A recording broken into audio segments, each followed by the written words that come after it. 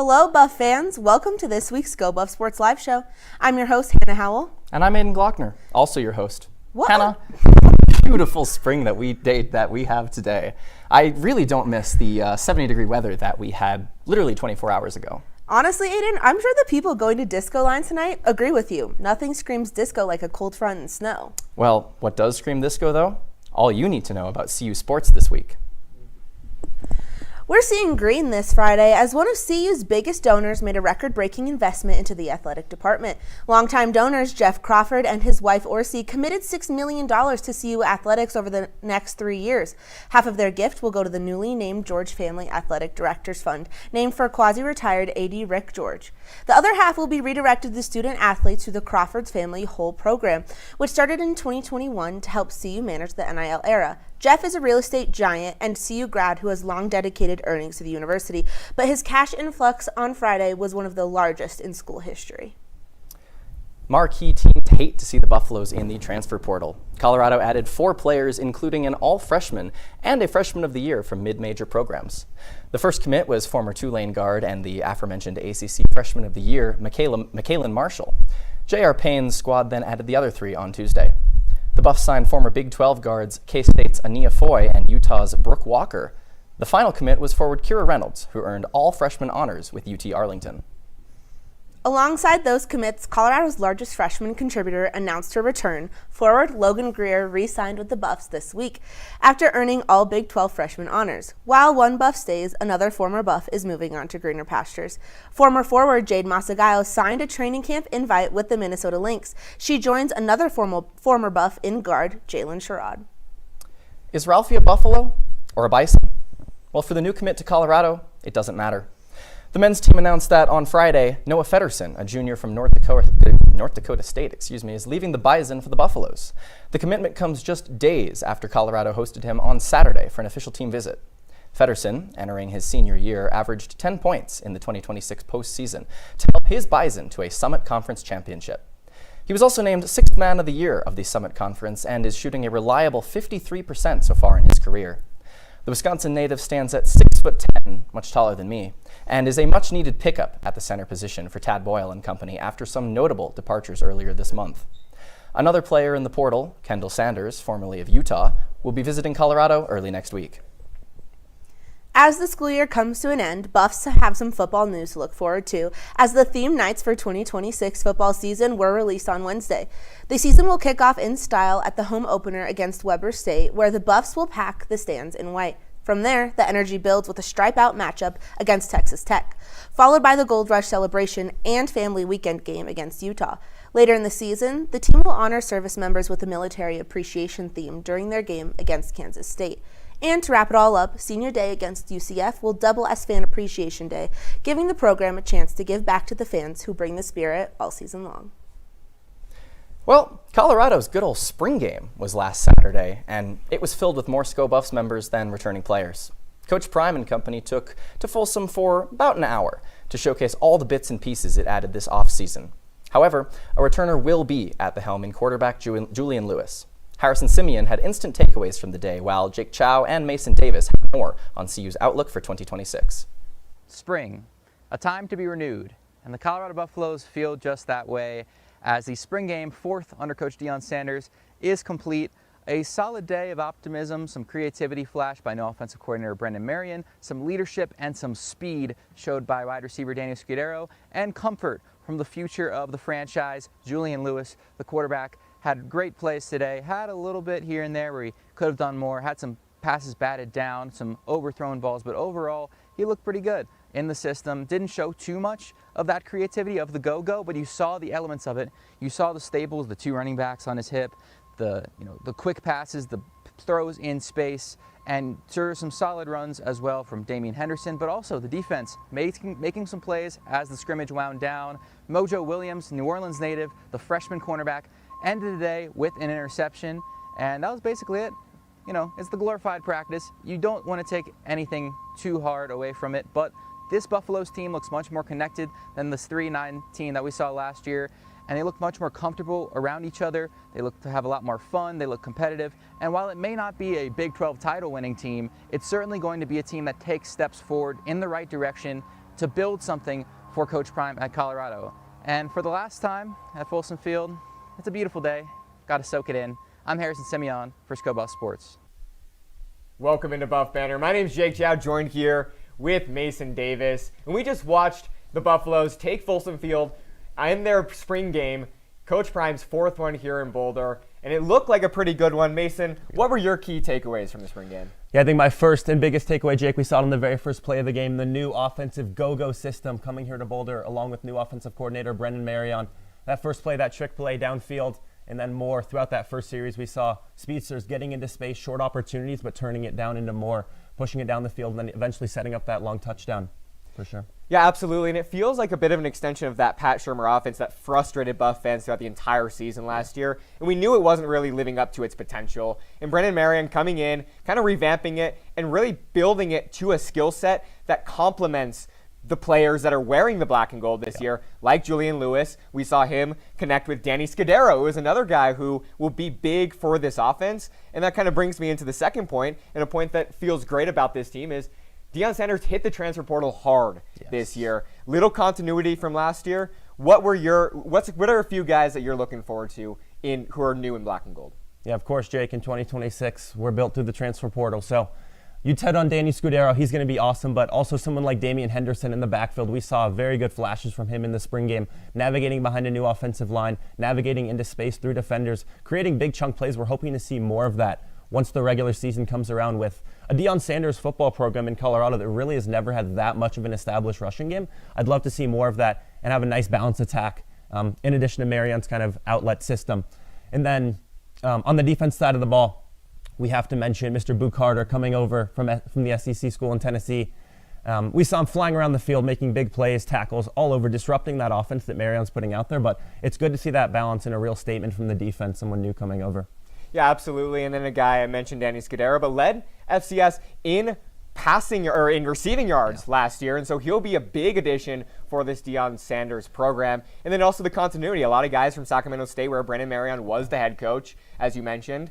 So it'll be really interesting to see how all of these kind of different skill sets come together and if Coach Prime is built to lead. I know there are some questions, so what's your outlook? What should Buff fans take away from the spring game, and how are you feeling about this coming season?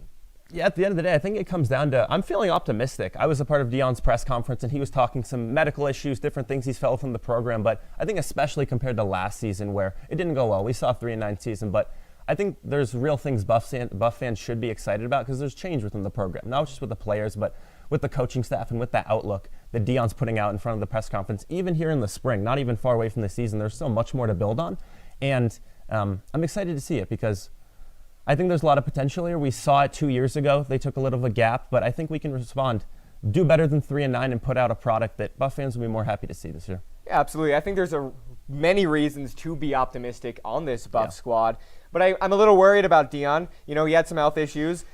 He said that there's no concern there for him, but I worry a little bit because Buff fans are souring. Some of the narrative that's being created is he being carried by Shedeur and Travis?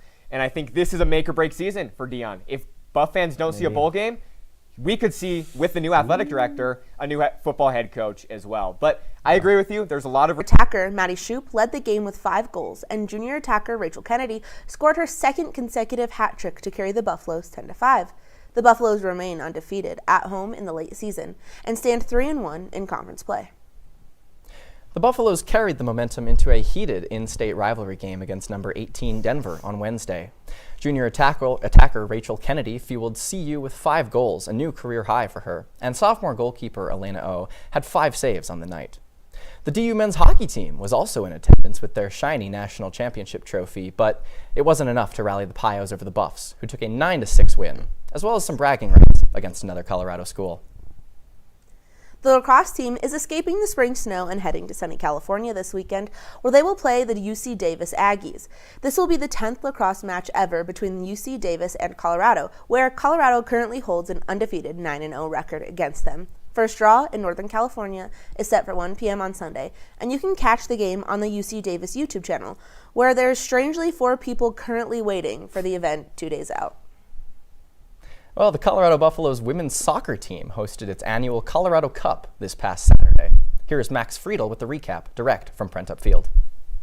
What's up, Buffs fans? My name is Max Friedel here at Princeps Field shortly after the Colorado women's soccer team beat Air Force 2-0 to claim their 5th straight Colorado Cup championship. The Buffs started off today with a 2-0 win over University of Colorado Springs, then moved on to a game against Colorado College where they won 1-0 off an Ava Priest penalty. The big story today was how the Buffs are going to do without the Leyba twins. Obviously, Faith and Hope Leyba are on their U.S. women's national team call-ups, so without them today, how are they going to do? They did just fine.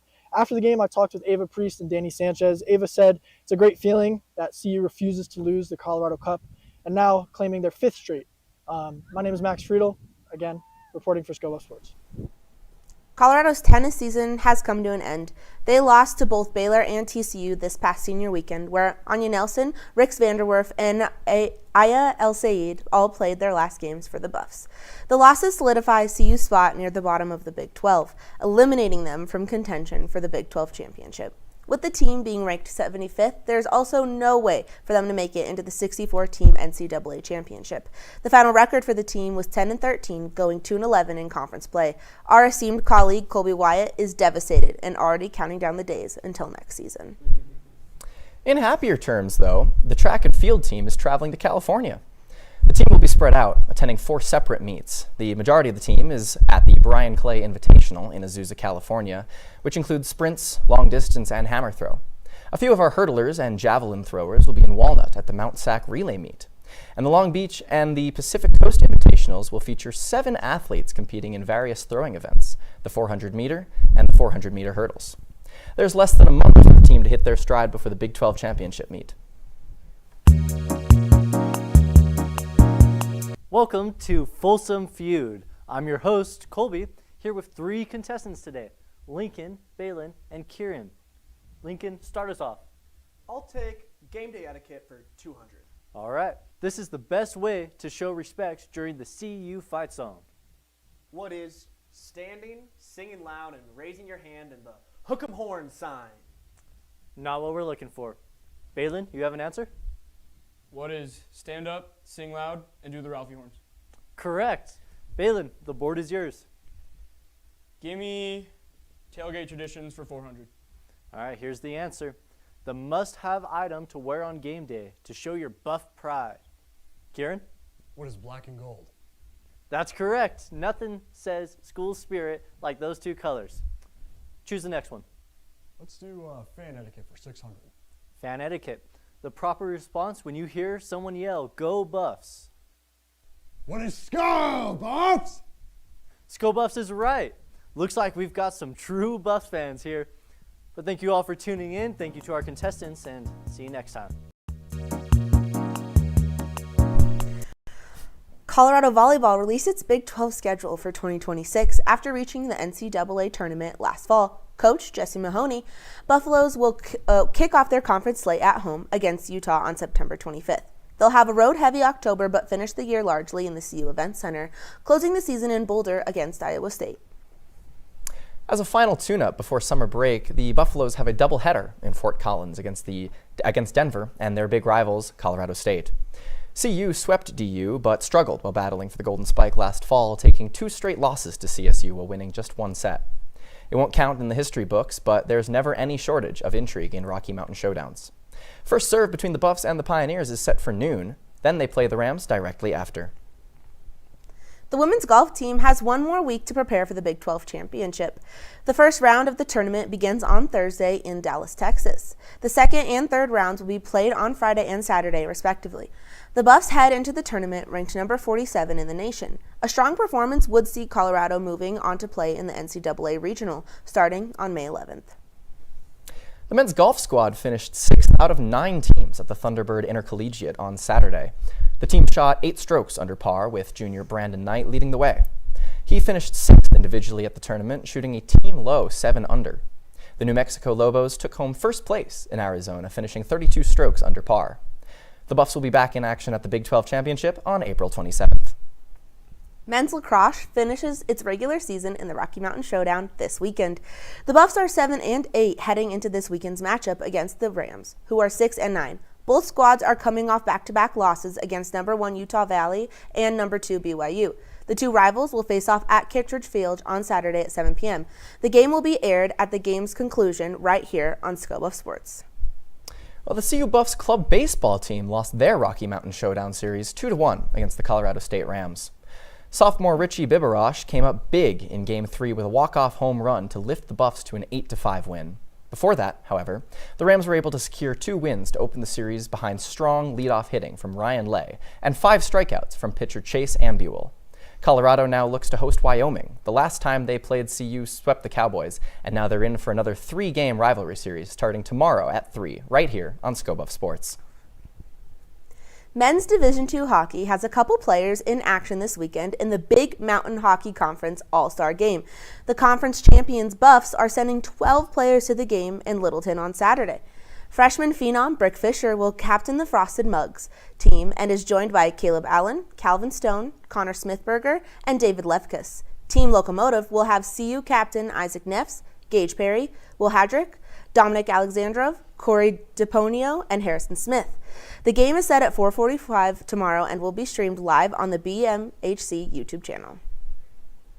Hey, Buff fans, I'm Kieran Walker bringing you this week's top 5 plays in Colorado sports. We're going to start off with some Lax going down to Denver as they took on the Pioneers, number 18 versus number 15 in the country. And Rachel Kennedy right out in front, and she rips it past, ladies and gentlemen. Rachel Kennedy, the senior, having a career high that night, scoring 5 goals, ladies and gentlemen. Number 4, let's go down to the spring game. That's transfer quarterback Isaac Wilson from Utah. And Mojo Williams with an incredible interception, ladies and gentlemen, bringing the mojo on Black and Gold Day here in Boulder last Saturday. Let's go back down to Denver for our number 3 spot. Look out, here comes the senior Lily Assini. She's got it herself. Going past midfield, she has got wheels and she is wide open. Sends it over to Kennedy, back to Assini, and back to Kennedy. Rips it past, ladies and gentlemen, giving the Buffaloes the lead in that third quarter as they took on the number 18 team in the nation right here in Colorado. Let's go back to that spring game for number 2. It's Julian Juju Lewis out on the field, rifling it downfield towards the end zone. And Danny Scudero, the next star wide receiver for Colorado, the new weapon for Coach Prime and the Buffaloes, making an impact on Black and Gold Day. Now for number 1, let's go to the Rocky Mountain face-off in baseball. It's Finn Simone's up to the plate. He bats that one deep into left field, going way back towards the wall. And it's gone, ladies and gentlemen. I can't tell. Did that bounce off the cap of the left fielder? I don't know, ladies and gentlemen, but nonetheless a great play, a homer for Finn Simones in the Rocky Mountain face-off as the Rams came into Boulder. That's all I've got for you this week here on Scobuff Sports. I'm Kieran Walker, wishing you a wonderful weekend. Here we see Xavier McNevitz working on his reader for the live show. If we didn't have these readers done by Thursday night, chances are we would not be airing this show right now. Be like Xavier. Get your readers done. And don't forget to click save so that you don't lose any of your hard-earned work. Hi, I'm Colby here with this week's Rapid Fire. Now, if you missed last weekend's amazing baseball broadcast, you can at least watch this weekend's series. The club baseball team is hosting Wyoming starting tomorrow at 3 and then Game 2 at 7 before they finish the series on Sunday once again at 7. And the volleyball team is in Fort Collins with a spring version of the Rocky Mountain Showdown. They begin tomorrow at 11 a.m. And speaking of the Rocky Mountain Showdown, the club Lax team is hosting the Rams tomorrow at 7 on Kit Field. And finally, the track and field team is off to warmer weather, competing at 4 different meets throughout California: the Mount Sac Relays, the Long Beach Invitational, and the Pacific Coast Invitational. But the majority of the Buffs will be at the Brian Clay Invitational in Azusa. That is all for Rapid Fire. My name is Colby, and back to you at the desk. It's now time for the answer to this week's trivia question. Earlier, we asked you what the average height and weight of the football team is. The answer is, drumroll please, 6'2" and 226 pounds, with its tallest player being 6'8", Leon Bell, and its heaviest player being Chauncey Gooden, who weighed in at 380 pounds. The combined height and weight compared to last year's average would have still been good for top 7 in the Big 12, far from the smallest. Our tweet of the week comes from CU's football main account. Following ridicule over the team's alleged lack of size, new photos reveal Julian Lewis and more took it personal. And by personal, we mean steroids. Look how buff these buffs are, finally putting the big in Big 12. Come week 1, Georgia Tech won't stand a chance. Well, just like we're ending the semester here at CU, so too are we wrapping up these live shows at ScoBuff Sports. But next week, we have a very special episode, and that is our final show of the year, and most importantly, our senior send-off. And personally, I'm excited to hear all the kind words about me from the rest of the club. And I can't wait to cry while I'm recording my send-offs to you all. Unfortunately, our time together today has come to an end. But, as always, you heard it here first.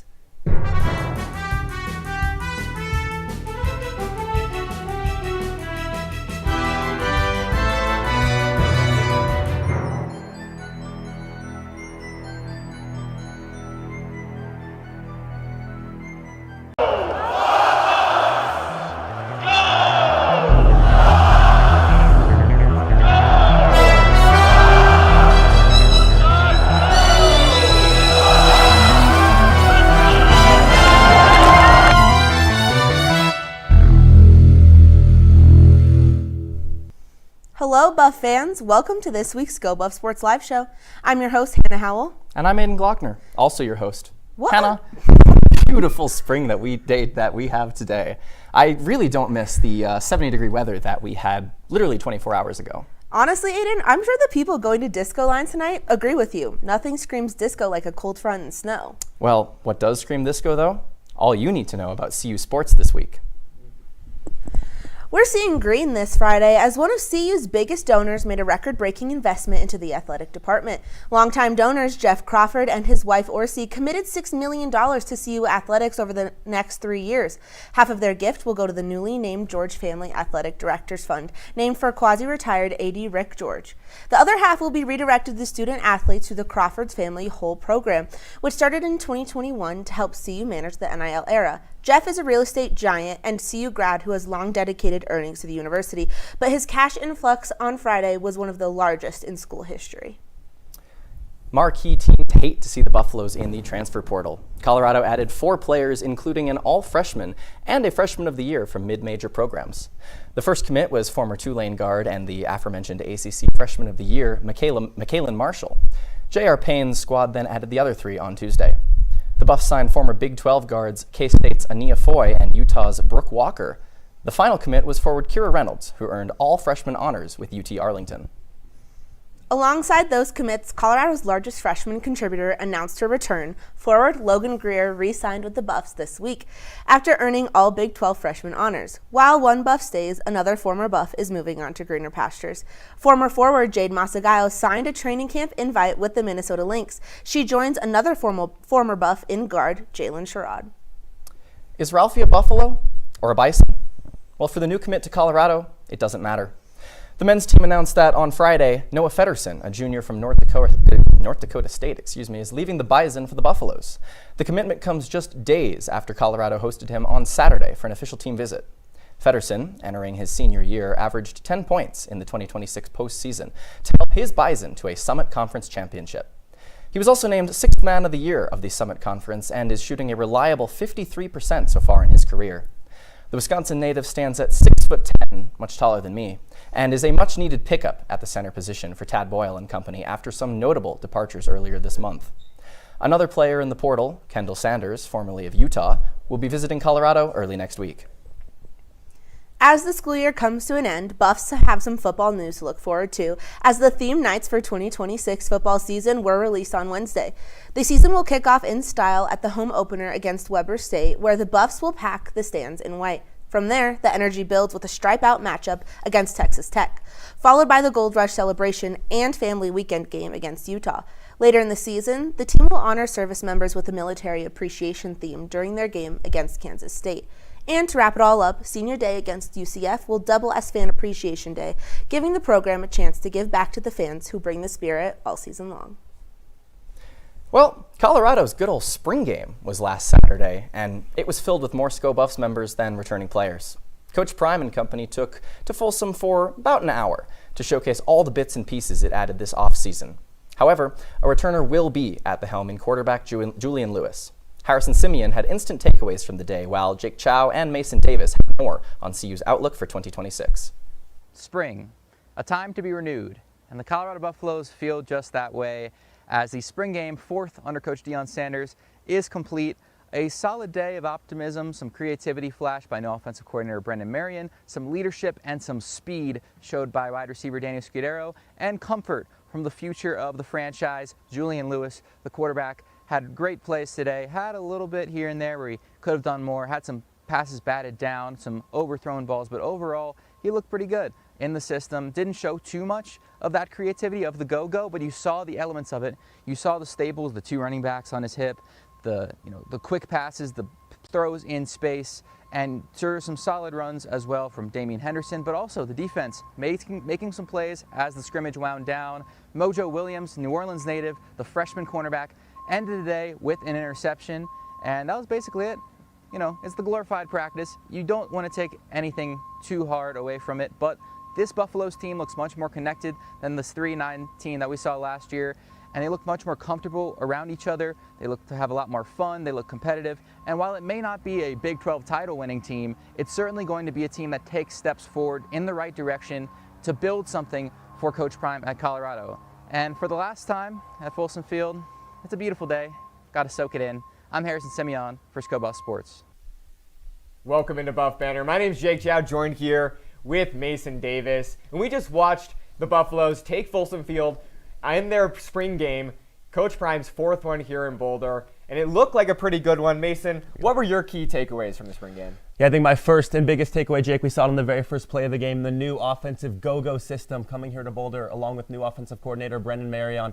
That first play, that trick play downfield, and then more throughout that first series, we saw speedsters getting into space, short opportunities, but turning it down into more, pushing it down the field, and then eventually setting up that long touchdown, for sure. Yeah, absolutely, and it feels like a bit of an extension of that Pat Shurmur offense that frustrated Buff fans throughout the entire season last year, and we knew it wasn't really living up to its potential. And Brendan Marion coming in, kind of revamping it, and really building it to a skill set that complements the players that are wearing the black and gold this year, like Julian Lewis. We saw him connect with Danny Scudero, who is another guy who will be big for this offense. And that kind of brings me into the second point, and a point that feels great about this team is Deion Sanders hit the transfer portal hard this year. Little continuity from last year. What are a few guys that you're looking forward to who are new in black and gold? Yeah, of course, Jake, in 2026, we're built through the transfer portal. So you touched on Danny Scudero, he's going to be awesome, but also someone like Damian Henderson in the backfield. We saw very good flashes from him in the spring game, navigating behind a new offensive line, navigating into space through defenders, creating big chunk plays. We're hoping to see more of that once the regular season comes around with a Deion Sanders football program in Colorado that really has never had that much of an established rushing game. I'd love to see more of that and have a nice balanced attack in addition to Marion's kind of outlet system. And then on the defense side of the ball, we have to mention Mr. Boo Carter coming over from the SEC school in Tennessee. We saw him flying around the field, making big plays, tackles, all over, disrupting that offense that Marion's putting out there. But it's good to see that balance and a real statement from the defense, someone new coming over. Yeah, absolutely. And then a guy I mentioned, Danny Scudero, but led FCS in passing or in receiving yards last year, and so he'll be a big addition for this Deion Sanders program. And then also the continuity. A lot of guys from Sacramento State, where Brendan Marion was the head coach, as you mentioned. So it'll be really interesting to see how all of these kind of different skill sets come together and if Coach Prime is built to lead. I know there are some questions, so what's your outlook? What should Buff fans take away from the spring game, and how are you feeling about this coming season? Yeah, at the end of the day, I think it comes down to I'm feeling optimistic. I was a part of Deion's press conference, and he was talking some medical issues, different things he's felt from the program, but I think especially compared to last season where it didn't go well. We saw a 3-9 season, but I think there's real things Buff fans should be excited about because there's change within the program, not just with the players, but with the coaching staff and with that outlook that Deion's putting out in front of the press conference, even here in the spring, not even far away from the season. There's so much more to build on, and I'm excited to see it because I think there's a lot of potential here. We saw it 2 years ago. They took a little of a gap, but I think we can respond, do better than 3-9, and put out a product that Buff fans will be more happy to see this year. Yeah, absolutely. I think there's many reasons to be optimistic on this Buff squad, but I'm a little worried about Deion. You know, he had some health issues. He said that there's no concern there for him, but I worry a little.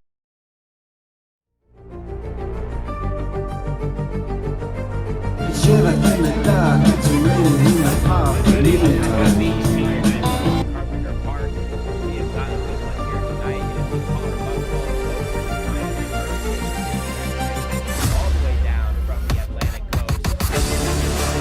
At the ballpark, the Buffaloes just celebrated all their seniors here, and for us here at Go Buff Sports, just an exciting night celebrating our year of live streams and just a year of all the work you put in as an organization here at CU. So we got pretty much everyone here in the booth with us tonight. We'll be having some fun as the Buffaloes look to have some fun tonight up against Miami. They enter this series at 16-8. Meanwhile, the Hurricanes are 2-16, having a year to forget. So an excellent chance here for Colorado to pat on a few more wins here in their final home series of the year before they head into the postseason. My name is Paxton Haynes. Joined to my left is Colby Wyatt. Colby, really nice eating tonight. Looking forward to it. Yeah, I mean, it's going to be great. And Paxton, I don't want to take credit for these stats because you actually told me them, but Miami only has 2 wins on the year. And we are also the first opponent that's west of the Mississippi. That's what you told me.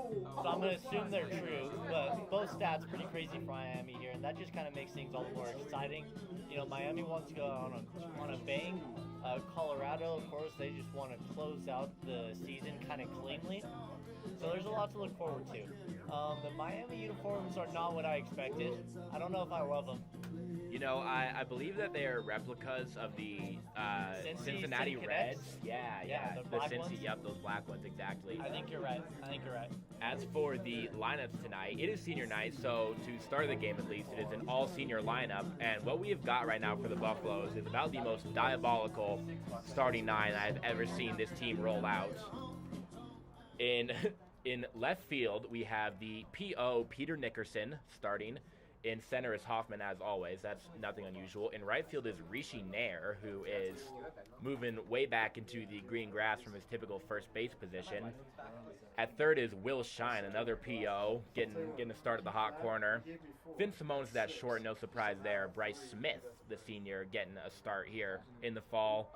In the final home series at second base, Nathan Tunks is over at first, and then Cole Wayne is behind the dish. A hit by pitch there will start things off as Kellen Annenson takes his base after he got hit by Aiden Bartz, the senior who is making the start here tonight wearing that number 8 up against Miami. I'm sure we'll see guys come in and out of the lineup, as I can't imagine that these POs, among others, will be in the lineup for very long. But we will see. Miami, of course, only 2 wins on the year, so Colorado can really throw anyone out there, and you would expect them to have a good chance of winning. Yeah, I mean, you don't want to get too cocky, but down in the count. That one is swung on and missed, tipped and into the glove of Cole Wayne. That's a good pitch. If I'm him, I'm doing that same exact pitch, but just placing it lower. Can I have someone run the scoreboard, please? Coach has a request to turn on the scoreboard. You guys?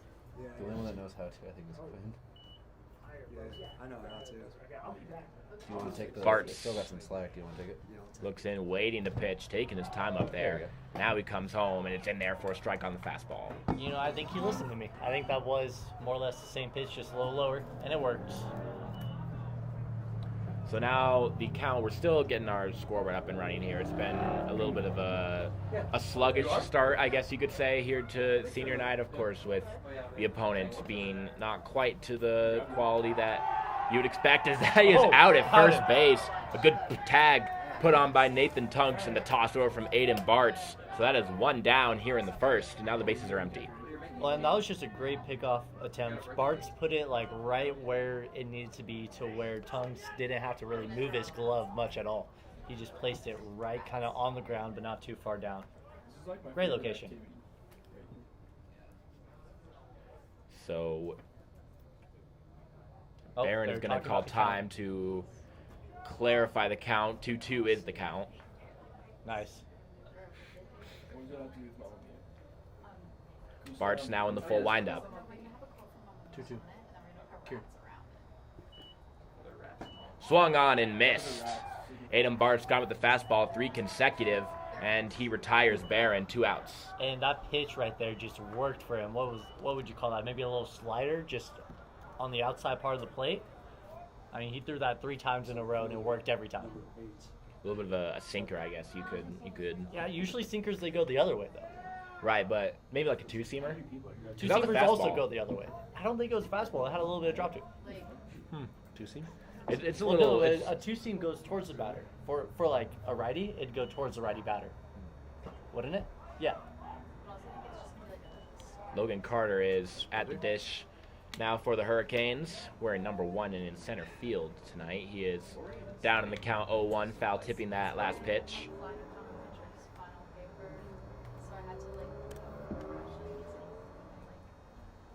Bartz delivers.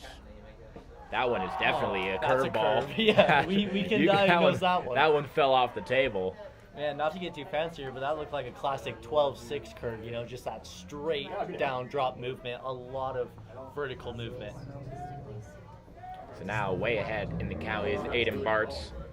He has got Carter 0-2. And the pitch is outside. That's a fastball. That one was a fastball, yes. We are... I think we're getting the hang of the pitch diagnosis. We are.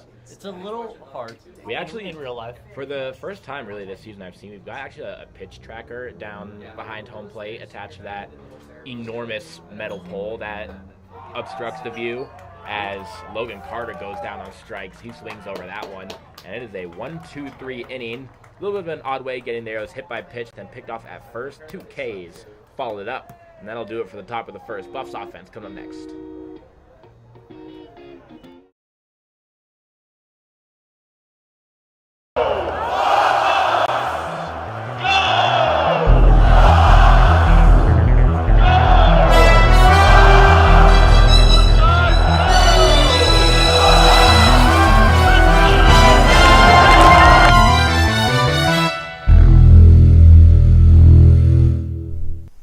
Hello, Buff fans. Welcome to this week's Go Buff Sports Live Show. I'm your host, Hannah Howell. And I'm Aiden Glockner, also your host. What? Hannah, beautiful spring that we have today. I really don't miss the 70-degree weather that we had literally 24 hours ago. Honestly, Aiden, I'm sure the people going to disco line tonight agree with you. Nothing screams disco like a cold front and snow. Well, what does scream disco, though? All you need to know about CU sports this week. We're seeing green this Friday as one of CU's biggest donors made a record-breaking investment into the athletic department. Longtime donors Jeff Crawford and his wife Orsi committed $6 million to CU athletics over the next 3 years. Half of their gift will go to the newly named George Family Athletic Directors Fund, named for quasi-retired AD Rick George. The other half will be redirected to student athletes through the Crawford's Family Whole program, which started in 2021 to help CU manage the NIL era. Jeff is a real estate giant and CU grad who has long dedicated earnings to the university, but his cash influx on Friday was one of the largest in school history. Marquee teams hate to see the Buffalo. Bottom of the first here at Scott Carpenter Park. This all-senior lineup is about to step up to the dish. We're going to see some pitchers hit. We're going to see some guys who now batting are for the making some starts in the lineup that haven't been in and around it very much this year, getting their shot. Should have a lot of fun. It is 0-0 the score here in Boulder. But we're going to start a little predictable here. It's Nathan Hoffman, the senior club president, leading off in the spot where he belongs in center field. Yeah, nothing crazy about this right here. First pitch is a curveball in there for a strike. Hey, that's a good curveball, but if you can expect it, that's one that you can smash just out to the outfield. Yeah, if he's sitting on that could be one that's hung and sent a long way. He goes fastball now and is in there for a strike on the inside edge. Kellen Annenson is the pitcher on the bump for the Hurricanes. He also batted first in the lineup. The battery is him and Cesar Pavon. Breaking ball is up and away. Looked like Hoffman had to tell himself not to swing at it. He was getting that back foot a little antsy, stepping towards home plate. Quickly pitching again. Curveball is poked through the left side for a base hit. Nathan Hoffman. That is his 8th hit of the year. And the Buffaloes have got the leadoff man aboard here in the first. Yeah, that's a perfect one to swing on. One that's just going to nicely just drop right into the top of the zone. One that you can just take your time, sit back, get a hold of it. That's exactly what he did. So here is Nathan Tunks, the first baseman today. The Buffaloes were deciding who to put at first between the two seniors in Tunks and Nair, and they decided to go with Tunks at first and stick Rishi Nair out in right field. I think that was a sinker we just saw. Okay. It looked like one. That one is low. It's 1-1 now. 1-1. 1-0. 1-0.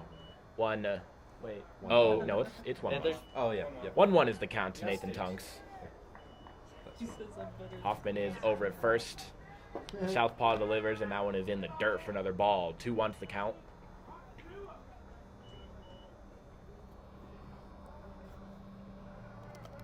It's a nice night for baseball. Yeah. Yeah. Talk about the wind. Do you want to talk about the wind, Colby? I mean, it was a little windy earlier as that pitch is not close to the zone. It was a little windy earlier today, but right now the wind's, all but gone.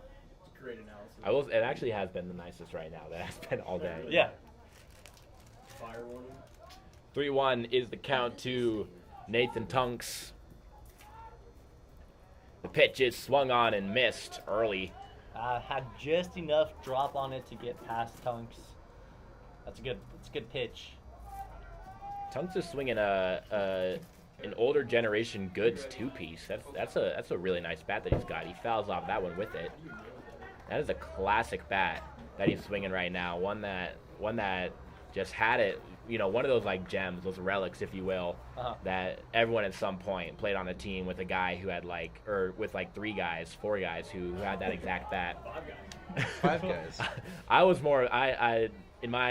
liked the silver goods that they came out with the next year a little better, but that's just me. That one is back to the pitcher, chance to turn tune here for the Hurricanes, but Tunks is going to be safe at first, outrunning it, so fielder's choice for him. It is 1 out. Umpire by second base. Now batting right and fielder Tunks number 9, made a mistake Rishi by Nair. rolling over on the pitch, but he made up for it by just hustling to first, avoiding the double play, and at that point, that's all you can ask for. I gotta check off the bucket list. Never done PA. Yeah, bro. Come on. Now it is Tunks over at first with Rishi Nair at the dish. That one is just low. 1 ball to open the count. Second base umpire.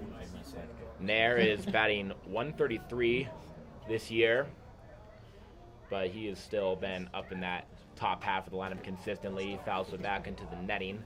1-1 is the count. Paxton, yeah. The second base umpire, what do you think he does around December?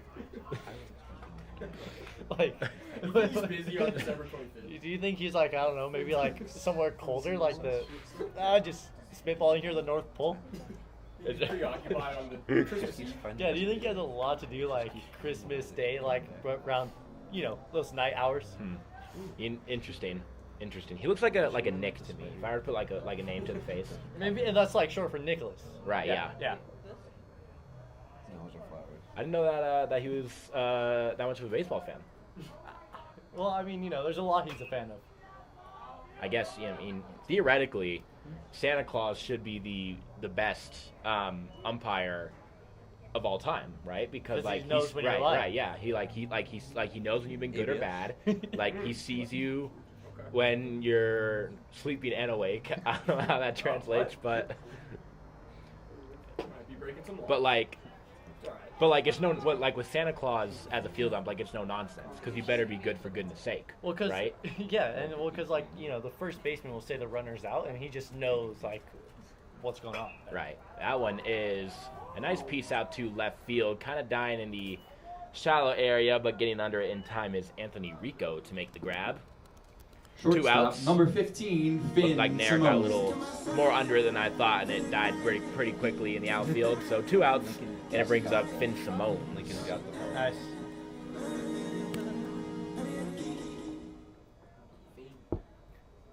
Simone's is among the best hitters of this lineup, hitting 378 on the year. What was that, Colby?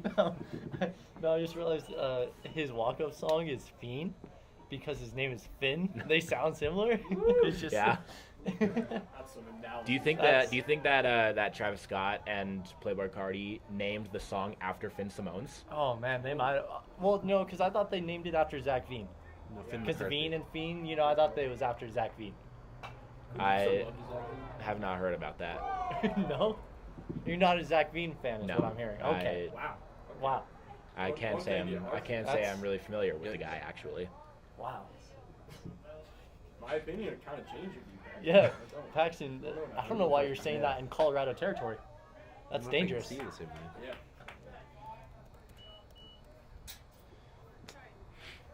Oh, I see. Oh, he was Fake fan.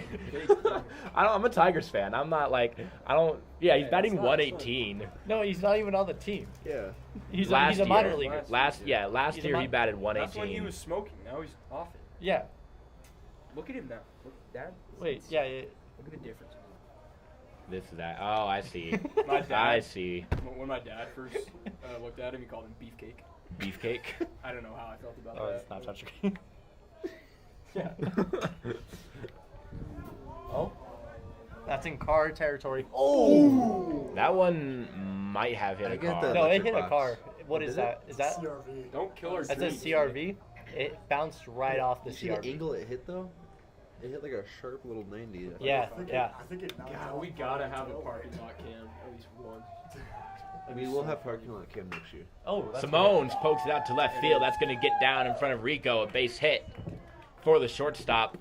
And we have got 2 runners on here for Cole Wayne, the catcher. Catcher number 27, Cole Wayne. You want to go by one? Colby, the Cardinals are down 2-0 right now. If we could get a quick assessment of the season up to this point, how are you Paxton, feeling? I'm not paying attention to the Cardinals because I'm watching CU Club Really? Baseball right now. I'm watching Cardinals versus Mariners on your laptop right now. Yeah. That was for 1 second. Anyways, the season, it's been about how I expected it. That one is drilled again to left field. That's going to hop over Rico out and left. A run is going to score. Looks like 2. Coming around and up easy is going to be Finn Simone's. Chugging for third is Cole Wayne, and he's in standing. Triple for the senior. Cole Wayne, 2-run score, and the Buffaloes strike first. Full lineup senior. That was a great hit. I mean, he was just all over that ball, just got just enough of it. And, you know, people have called me crazy for this, but I'm going to say this is the bounciest baseball field I've ever seen in my life. Second baseman, And, number 28, I mean, Bryce It just Smith. happened right there. That was a weird bounce out in left field. Got right past the left fielder, Anthony Rico out there. So now is Bryce Smith at the dish. And for any Miami fans watching, a little bit of news. Carson Beck, the Miami quarterback, just got drafted to the Arizona Cardinals. Ah. And So- his career right now. So some big news in big news out in Miami. That's what we need. Meanwhile, for the Buffaloes fans, I mean, I knew who those two. may also be Broncos fans, the Broncos are picking right now. Show him getting decked. And with the 66th pick of the 2026 NFL Draft,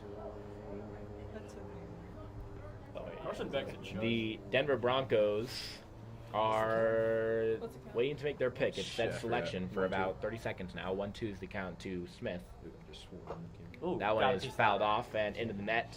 The Broncos have selected Tyler Onyedim from Texas A&M, a defensive tackle. That's crazy. I definitely The got that Broncos, last name wrong, but Broncos got a D tackle. They didn't even show the announcement of the Broncos pick. They just had them pick Well, during the Carson Beck highlights. Carson That's Beck. crazy. To be fair, Beck is a quarterback, and Tyler- Onyedim is a tackle. Who blocked this shot? Hey, look at that. 2.5 sacks on the year. There we go. Let's go. Don't do it to him. Oh, yeah, DM? No, that's For a probably what the tackle, that's pretty Broncos. good. Yeah, that's probably the right pick for the Broncos. There is getting a D tackle, someone who can develop for a couple years. And not be expensive. Was that Bryce Smith strikes out? That was the Broncos' first pick, right? Yeah, that was. Yeah, Yep. the Right Broncos in their drafts. Yeah, yeah. Anyway, the inning ends with a strikeout to Bryce Smith. That does it for the first inning. The Buffaloes put up 2 on the board. It is 2-0 here on Scoba Sports after 1. You guys got it. The Buffs started off today with a 2-0 win over University of Colorado Springs, then moved on to a game against Colorado College where they won 1-0 off an Ava Priest penalty. The big story today was how the Buffs are going to do without the Leyba twins. Obviously, Faith and Hope Leyba are on their U.S. women's national team call-ups, so without them today, how are they going to do? They did just fine. After the game, I talked with Ava Priest and Danny Sanchez. Ava said it's a great feeling that CU refuses to lose the Colorado Cup and now claiming their 5th straight. My name is Max Friedel, again, reporting for Scoba Sports. Colorado's tennis season has come to an end. They lost to both Baylor and TCU this past senior weekend, where Anya Nelson, Rix Vanderwerf, and Aya El Sayed all played their last games for the Buffs. The losses solidify CU's spot near the bottom of the Big 12, eliminating them from contention for the Big 12 championship. With the team being ranked 75th, there's also no way for them to make it into the 64-team NCAA championship. The final record for the team was 10-13, going 2-11 in conference play. Our esteemed colleague Colby Wyatt is devastated and already counting down the days until next season. In happier terms, though, the track and field team is traveling to California. The team will be spread out, attending 4 separate meets. The majority of the team is at the Brian Clay Invitational in Azusa, California, which includes sprints, long distance, and hammer throw. A few of our hurdlers and javelin throwers will be in Walnut at the Mount Sac Relay Meet. And the Long Beach and the Pacific Coast Invitationals will feature 7 athletes competing in various throwing events, the 400-meter and the 400-meter hurdles. There's less than a month for the team to hit their stride before the Big 12 championship meet. Welcome to Folsom Feud. I'm your host, Colby, here with 3 contestants. Top of the second here at Scott Carpenter Park. The score is 2-0 here for Aiden Bartz, who is getting his from Miami, second right inning of fielder, action. number First up is going to be 22, Gabriel Gabriel Gonzalez. Because I'm Mexican. First up here for the Hurricanes, and between innings, if you heard us talking about nonsense up here in the booth and thought that we didn't care / weren't paying attention, the Buffaloes themselves have been out playing hacky sack in the dugout and not paying attention to this game at all. So, I mean, hacky sack translates to baseball. I mean, the hand-eye coordination aspect of it. Yeah, that's important. See you later.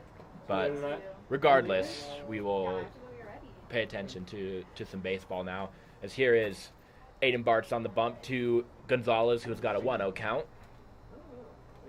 That one is fouled off and back into the netting. 1-1.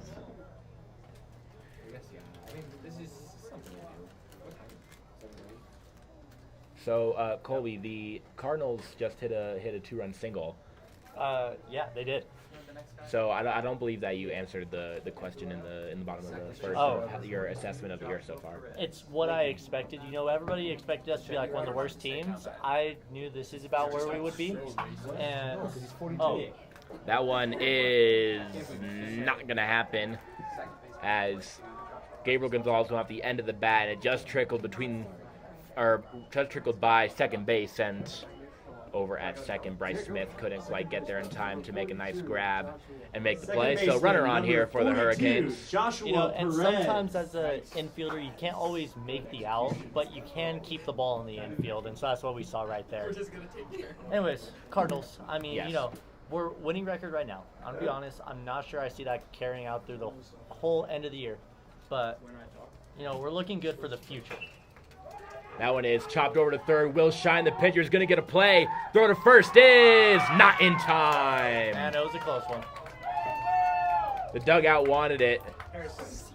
Will Shine is having a laugh with his teammates. And the PO almost made a nice play, charging that ball and making the throw over to first. The throw was on target, but that hit ball was just a little bit too slow. As it looks like Perez is going to head back to the dish. I think they might have retrospectively called it a foul ball. It might have went straight down before it started moving out to third base. Saw it. It didn't get handed to me. Oh, the car that got hit by the baseball's gone. Hope it's all right. Yeah. So we will do it again here with Joshua Perez. It is still Gonzalez over at first. That one is inside.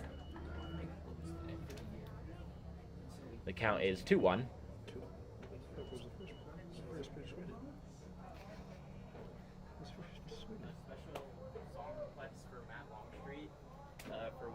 A lot of time to think over this pitch. Yeah. Perez sees the pitch, and that was a pretty good slider, but it was outside. Good discipline by Perez to lay off. I don't know what it is. You can find it. I forgot it on the way here. So 3-1 is the count here to Perez. Play cover band. That one is up high. It will not be ball 4 as the count was incorrect. The count was incorrect. Now it's 3-1, yes. Hey, we were close. It might be 3-2. Because of the foul ball, I kind of lost count. We're about to find out. Strike 2. All right. Yeah. Now it's 3-2. All right. Now it's a full count. Yeah, we can lock in now as my producer Nick Evans pounds his chest that he was correct about that count. So now full count here for Aiden Barch to Joshua Perez, runner on first, no outs in the 2-0 ball game. The payoff pitch is up high. He walked him. So Gonzalez will head up to second, and Miami will get their first runner in scoring position. They have yet, or no, excuse me, I was going to say they have yet to have a hit, but Gonzalez just got on by an infield hit. Caesar yes, he did. So here is Caesar Pavon. He's behind. Catcher. Yes, he is the catcher. It's yours. Big moment here for him to really answer back. He represents a go-ahead run. Quick fastball is fouled off into the netting. So Colby, the Hurricanes are wearing jerseys that look a lot like those Cincinnati Reds City Connects, and I gotta wonder, of all the City Connects that have been released, which one is your favorite and your least favorite? I love the old Washington cherry blossoms. I mourn them like every day. I'm not even a Washington fan. New ones? I The miss new ones, them. the new ones are blue. New ones are blue. They're not terrible. They're just not nearly as cool. Yeah. R.I.P. to the cherry blossom uniforms. And then the worst. I don't know. Let me think about that for a second. Do you have an answer? Do I have an answer? Yeah. Ooh, good question. You know, what did I really not like? I did not like the White Sox going like with the Chicago Bulls crossover. No. First White Sox ones were so good. And they wore them with black pants. It wasn't a good look. Where's that at? That one is fouled off and out of play. Yeah, the South Side ones were amazing. Those ones were really nice. I do not like Miami's current City Connects at all, really. Miami. They're up here, particularly just because of the brim that they have on their hat, where it's like a blue into pink gradient on the brim of the hat. Okay. It looks so bad. But the old those red like Sugar Kings Miami Marlins jerseys, those might be my favorite of all of them. I think the Marlins went from the very best to the very worst in terms of City Connects. I don't hate that. I don't know what my least favorite is. It's a tough one. I'm not a fan of the new Royals ones. The use of pink and just like trying to force gradients to work on baseball uniforms, it just doesn't work for them. The old ones were fine. That one is poked out to the edge of the infield, and making the grab is Finn Simones. It was off the end of the bat, trying to double up over at second, but getting back to the bag in time with Perez. So one out here in the top of the second. Runners will stay at first and second here for Chris Walsh. You know, also as a hater, I don't like... As a hater? Yeah, I don't like any Brewers or Cubs City Connects jerseys. I like the Brew Crew ones. And I feel like objectively they're probably good, but I just hate both ball clubs so much as a Cardinals fan that I don't even see good uniforms for them. Do you hate the Brewers or the Cubs more? Probably the Cubs, but the Brewers, they're a close second. Yeah. They are. I have a Balin. Do you hate the Dodgers or the Diamondbacks more? Old D-backs were great with their tan serpents one. No, as a Rockies fan. Oh, do you hate the Dodgers or the Diamondbacks more? Oh, I thought we were going jerseys. That's actually a great question. Because obviously the Dodgers, but the Diamondbacks are just painfully irrelevant, and they beat us all the time. So it's honest to God, it's probably it's a toss-up. Yeah, well, because I feel like for the Rockies, it's always like a battle for last place, and you guys just... It's always with them. It's hard losing the battle for last place to the same team every time. We don't gotta bring that up right now. I feel like the the Diamondbacks aren't. The Diamondbacks weren't that team. They weren't like the battle for last team. What you know about the 2023 World Series Arizona Diamondbacks? Yeah, I know they just. Oh made the no, World I Series. know. I was rooting for them that whole time. Yeah. I actually like. That was a fun Rangers team, though. As a Cardinals fan, I do like the Diamondbacks. Except as a Rockies fan, Nolan Arenado made me fall in love with baseball, and now he's wearing a Diamondbacks jersey. Yeah, it's kind of, It really is disappointing. it's interesting. Oh, that's a party swing there. Speaking though, yeah, that was a nice strikeout that time from Bartz. Balin, you wrote an article on the City Connects jerseys. What were the big takeaways? David Del Big, honest to God, big takeaways is they're getting a little less creative. Yeah, I thought this new batch of 8 was very safe, which sure those are going to make maybe better jerseys, but I feel like the point of City Connects is to have some atrocious jerseys like the Phillies, and I don't know if we're going to get one like that. Runner goes, and double steal.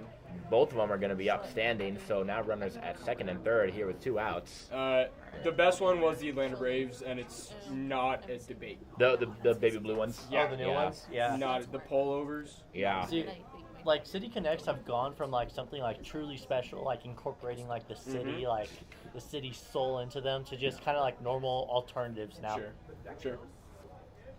We're starting to see some reuse of designs as well. Yeah, Padres like did already, the second time around, we're already hitting the reuse button. Well, I mean, like the original Brave City Connects were just a rehash of their old jerseys from way back when. Another great jersey, though. It is a great jersey, but like that was also like a rehash. It was. I did really like the Rockies license plate jerseys. I did too. Those were really nice. Those were great. Those new were Taco Bell jerseys. Yeah, so bad. Hey, to be fair though, when they score 7 runs, you get tacos. I didn't think about that until this exact moment. I asked about that deal one time. But they like, said they don't even know what that is. Well, that where is were you? They're lying. Where were you? The one on Baseline. They only do it in Denver now. Really? Yeah. They hate Colorado. Then what's the point? See, because I remember being Liberals. a kid all the way down in Pueblo, Colorado, and I used to get free tacos when they score 7 runs. You know, Not anymore. I've never gotten free tacos the day after the Rockies score 7 runs ever. That's because it's now. They don't score 7 runs a lot. So. Yeah, it's these days it's not a lot of 7-run games. I think I would 2-2 is the count here to Del Pino. He flies out, and we are on serious car watch. Ooh, that was about 2 feet. That was about 2 feet from a car. From a car. I don't know what type of car that is, but oh man, it got lucky. That would have been great. That would have been great to see. Kind of Toyota or Nissan. That would have been a big hit too. That would have really livened this game up. Yeah. I'd say in a 2-0 game with 2 runners in scoring position. This is a big moment right here. It's actually a really big moment. Big enough for time to be called. What are your thoughts on mound visits? You know, what does that mean? Just an integral part of the game. I love them. They're That's drama. They're a part of the game, yeah. Because some people like boo, when they check a runner. Or they have Well, yeah, but that's just like a part of like the crowd. Like you boo the away team for everything. I'm proud to say, hand up, I've never booed a pickoff to first.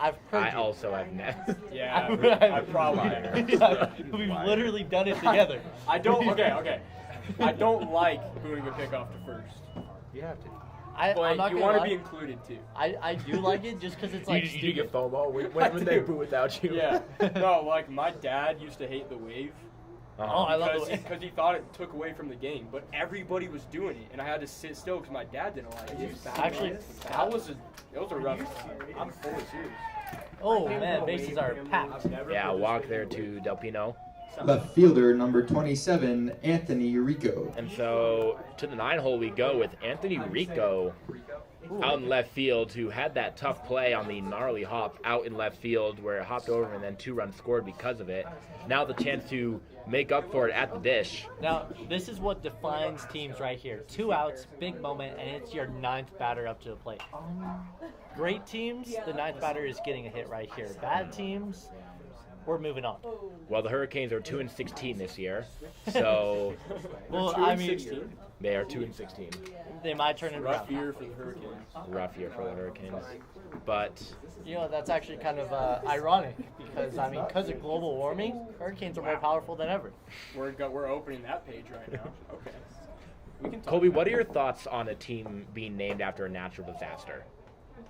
It's kind of like the MLS team. Ooh, Colorado Avalanche. Wait, The how many Avalanche, teams the Avalanche named? are the Avalanche do that. Well, it kind of depends. It kind of depends because, I mean, like, the city of Denver themselves aren't really affected by avalanches. It's the Colorado Avalanche. Yeah. But like, do if they were represent. called the Colorado Wildfires, that'd be messed up. Right.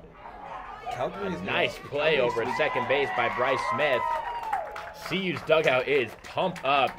It strands all the runners.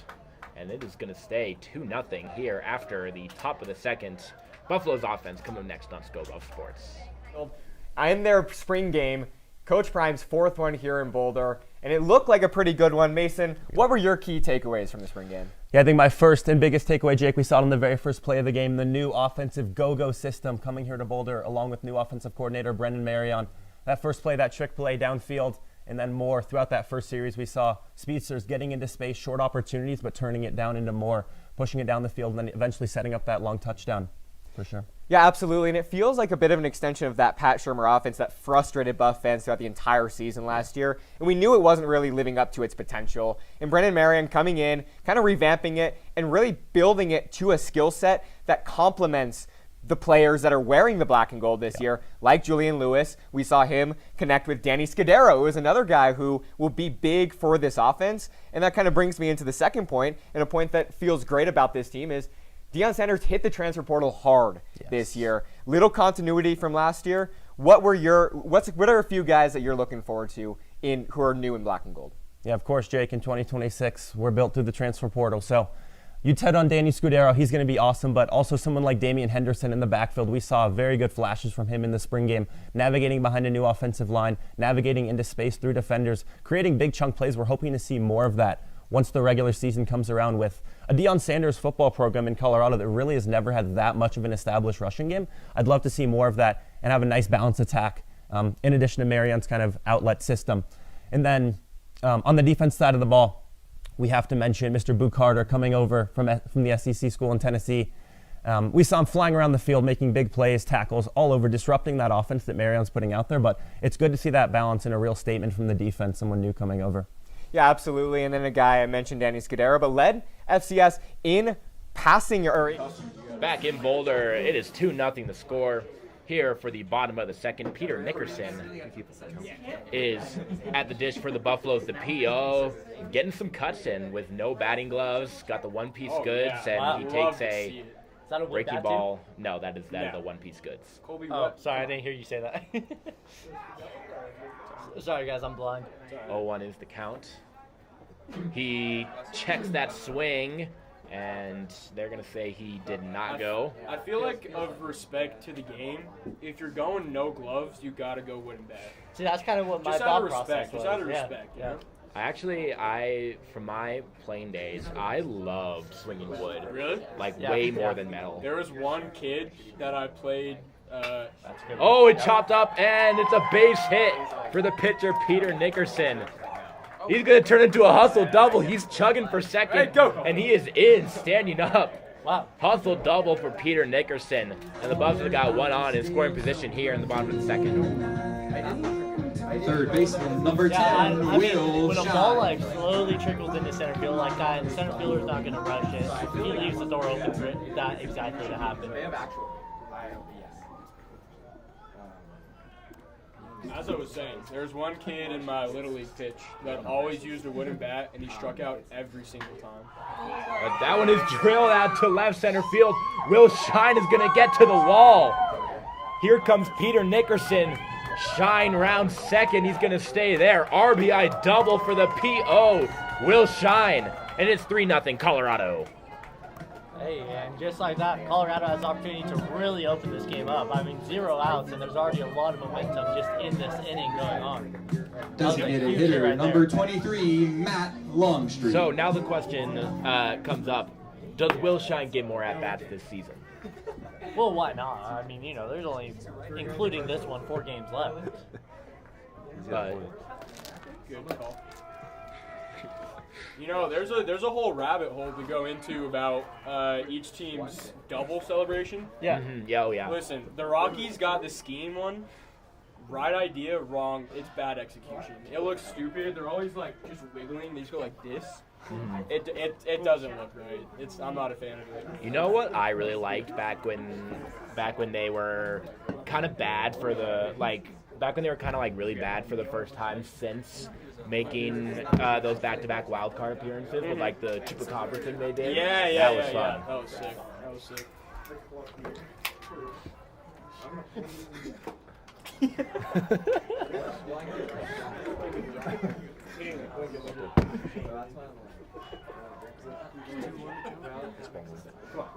On the broadcast. 2-1 is the count here to Matt Longstreet, the DH in the 9-hole. Wait. Inside. So, as other baseball fan, I don't know if I'm just looking at it more closely this year. I feel like there's been a lot of beef this year between teams. I feel like a lot of people are fighting more than normal. It's like every day there's a new pitcher was thrown at, like the Giants and Dodgers, got a little beef. Yeah. I think that's a good thing. I think a little animosity between teams is. No, it is fun. It is fun. That has a lot to do. Our plans are canceled, so we gotta find something else to do. Is there anyone who doesn't want to come over to you? No, I'll go to the party. Colby right now is looking up the last time the Cardinals and Cubs made a trade with each other. Well, because we were talking about, kind of tensions, and something I appreciate is the fact that the Cubs and Cardinals haven't made a trade with each other in forever. And what I wanted to say is the fact that I don't know if it is the longest streak, but I think it might be the longest streak between two teams not ever trading with each other. So I appreciate that. When was the last time they traded? Well, that's what I'm trying to figure out. I think 07. 2007. Yeah. A good poke out to left field. That's going to bring Will Shine home. Nathan Hoffman gets a base hit and an RBI. 4-0. He's going to move to second on the errant throw. Chugging for third. And he's going to stretch it all the way into a triple for the club president. RBI for Hoffman, and we are up 4-0 here in the bottom of the second. It's good to see from Nathan. It's a good hit. And that's really good to see from Nathan. That's what you call not First trying to do too baseman, much. number He did just 29, enough Nathan to Tunks. barely get it over the third baseman. Great jumping effort over there at the hot corner, but yeah, it was a great piece of hitting. Great at bat. As two music enthusiasts, who on Colorado has the best walk-up song? Oh, I got it. Oh, wait. It's a big question. Who is it who has Luther as their walk-up song? I can't remember. Is that Charlie? That one's going to get down. Oh, that's past the left field. Past Rico, and it's another double for the Buffaloes. Nathan Tunks brings home Hoffman. The Miami outfield has done a pretty bad job of collecting balls. It feels like every time it's hit to a Right fielder, number 9, Rishin there. I don't want to accuse people, but it looks like they are not hustling out there. That's a big statement to make, but To answer your question, Balin, I actually am going to go with the crazy pick stuff. I think that who is it? I think it might be Aiden Melberg, who has "Say So" by Doja Cat. Yeah, that's a good one. I like that one a lot. See, I feel like with a walk-up song, you have to balance what's a good song, so it also gets you in the zone. Mm-hmm. So I'm not a fan of kind of chill songs. Right. Or, Rishi's actually quite good. Yeah, I do like Rishi's. Yeah. Oh man. It's Iceman, May 15th. So about time. Did you see what went down in Toronto with the whole I saw the ice in the middle. Fire department had to go, yeah. I feel like at this point he's kind of setting himself up. Dre, he's milking it so far. It's this has like to we're be dry. the greatest album of all time. Yeah, like the cow is dry. Drake is already down in the media after the beef. Every time he walks up, the cow sighs. Right. He gets pretty upset. Yeah, the cow just. But like Drake's down in the media, and he's just made this rollout like so long as Nair pokes it out to center field, giving Chase his Carter. He backs up and makes the grab. Moving up is going to be Tunks over to third base. And so it's going to be a shortstop, number 15, Finn Simone! Thank you, Lincoln Roach, for that incredible announcement of Simone's to the dish. You know, I am a Finn Simone fan too. I do, yeah. I don't know. I don't know if anyone loves Finn Simone's as much as Lincoln Roach just loved Finn Simone's in that moment. You know, word on the street Word on the street is that Fiend was named after. Yeah, I heard that. I don't know who started because that. I heard it was a combination between Finn Simone's. Finn Simone's and Zach Veen. He took the "een" from Veen, but then the "f" from Finn, and that's how he came up with Veen. Where's the I come from? Don't put him in a box. He can add eyes if he wants. There's an I in Finn. Yeah, exactly. There's an I in Finn. It's So he F-I-E-N. took That was a good piece out to left center field. That one's going to make its way to the wall. Simone's going to turn it into a double. And the Buffaloes are just rolling right now. Hitting is contagious, and the Buffs have caught the bug. It's 6-0. Miami Hurricanes are playing like a Category 1 hurricane right now. They're a little gust right now, if you will. Pitcher, number 27, Cole Wayne! Currently, the Hurricanes are barely blowing leaves around, but Yeah. So it was between innings, but I want to bring the topic up back now for our listeners who are having a great time, I'm sure, hearing us mess around in the booth. But natural disasters have team names. yeah, What are your thoughts? it's kind of fine. It's kind of I don't know, because Miami University themselves are getting hit by hurricanes. Right. So it's Carolina Hurricanes. The Carolina Hurricanes. Oh, yeah. yeah. Wait, so how many North American professional teams are named after natural disasters? At least 3.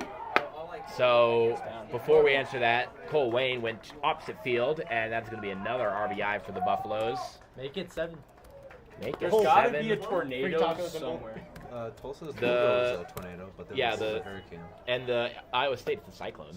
That counts. That does count, yes. Yeah. You've got So Chicago. You've got Cyclones, Chicago Avs. Fire FC, the That Colorado counts. Avalanche, Avs. Miami Chicago Hurricanes. Second baseman, number 28, Bryce Smith! Hey, the San Jose Earthquakes. A little far. Yeah, that's right. The San Jose Yeah, Earthquakes out in the MLS. They are named after a natural disaster. Carolina Hurricanes. Carolina Hurricanes. The Calgary Flames. The Calgary Flames. Oh, good call. And the funny part about that is that before they moved, They were Atlanta. they were in Atlanta, the NHL team. That one is not down.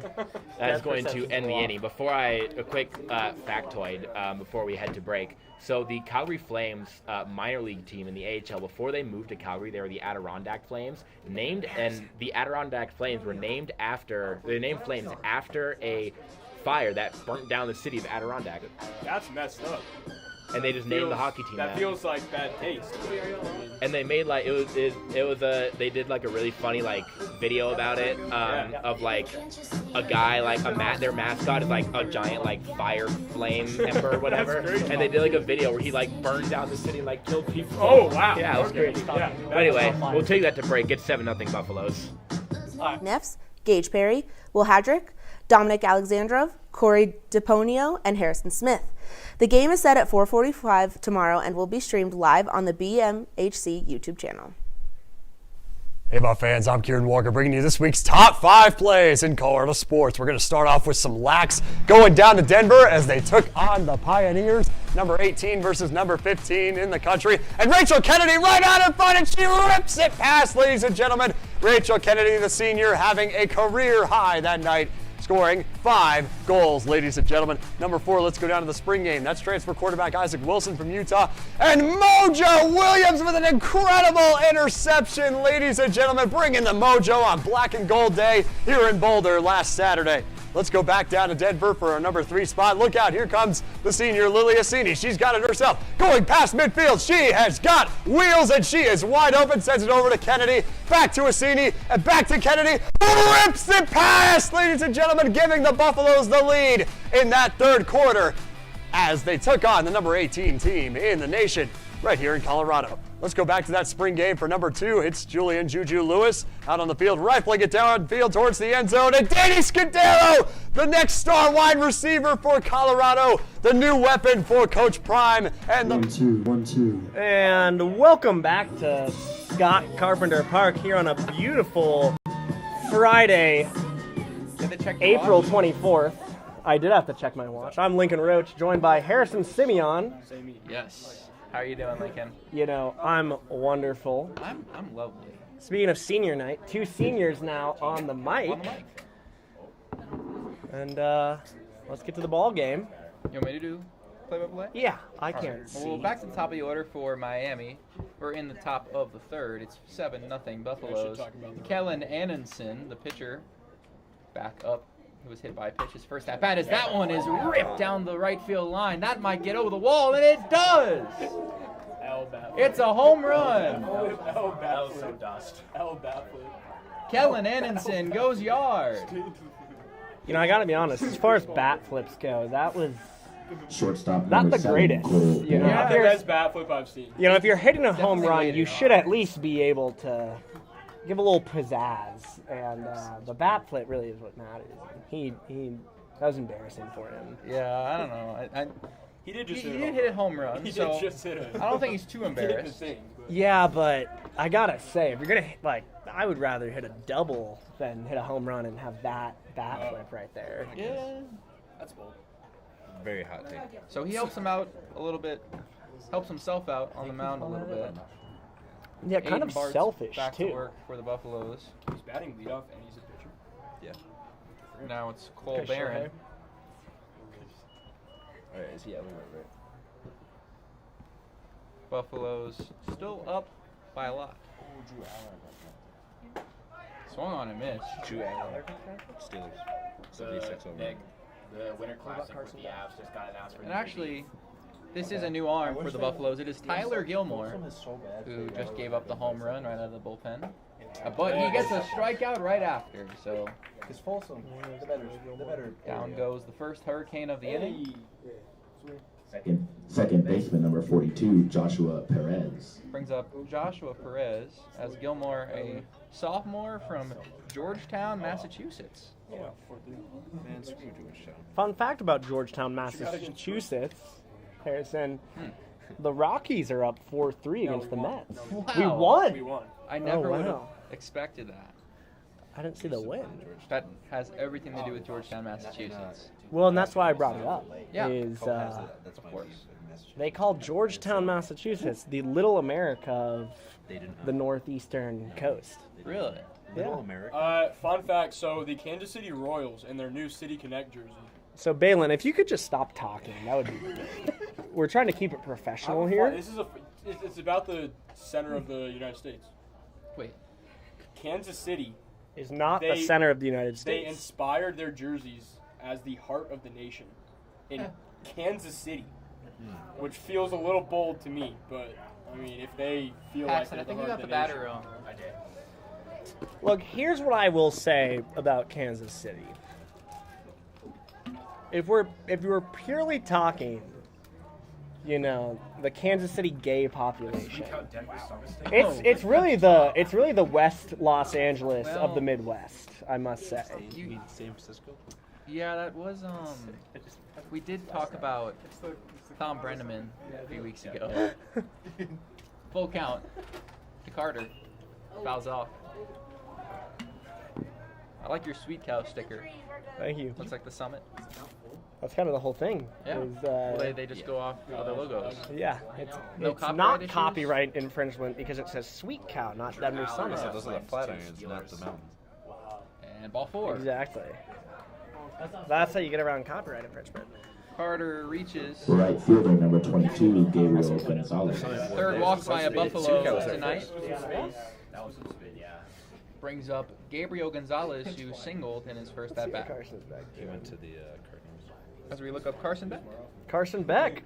Speaking of the Miami Hurricanes, Carson Beck goes to the Cardinals. What draft pick, do you know, Nick Evans? I think we referenced it earlier. Well, Drew Allard just got taken. If y'all are Was more the- interested in the Penn State Nittany Lions. The 3rd round. Is my name Shane Holcomb? That's a good question. Because I don't think it is. Because if so, why would I be asking about Penn State? Good question. Now, Harrison, I got a question for you. I'm scared.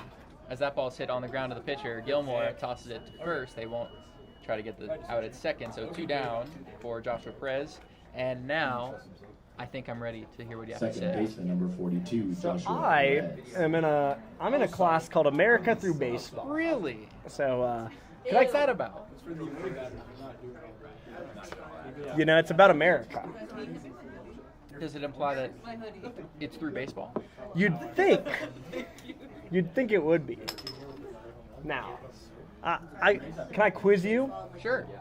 What was the first stadium that Jackie Robinson ever played in? Ooh, that's a good question. I don't think it was Ebbets Field, was it? It was not. As that ball plunks Perez, but they'll call the play dead. Carter was chugging around 3rd, but he'll have to go back to 2nd. It was not Ebbets Field. Let me think. Was it the Reds? Was that his first game, or the Cardinals? It was at Franklin Delano Roosevelt Stadium. Really? Yeah. That's pretty quick to name after FDR, because that's what, 47? Right? They named it real quick. He was still president at the time, no? No, he was dead. Oh yeah, it was 44. Someone clearly wouldn't pass the class America Through Baseball. Yeah, that's true. Well, I actually did write part of an essay for you. Shout out Kimberly Jackson. Runner Now, goes. fun fact about Kimberly Jackson: as of 10:46 a.m. today, Friday, April 24th, it was confirmed that Kimberly Jackson is indeed a lesbian. Wow. Mentioned that her Is she- her partner Okay. loves the Savannah Bananas, and that her partner, quote, she just likes the Savannah Bananas, I like baseball. Oh, that ball deflects off the first baseman, and a run scores. Perez up to 2nd, so it's 7-2. Sorry that our baseball game interrupted our Kimberly Jackson conversation.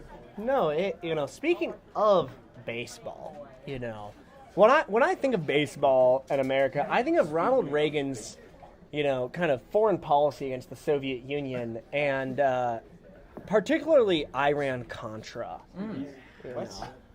How do you think Iran-Contra impacted baseball? No idea.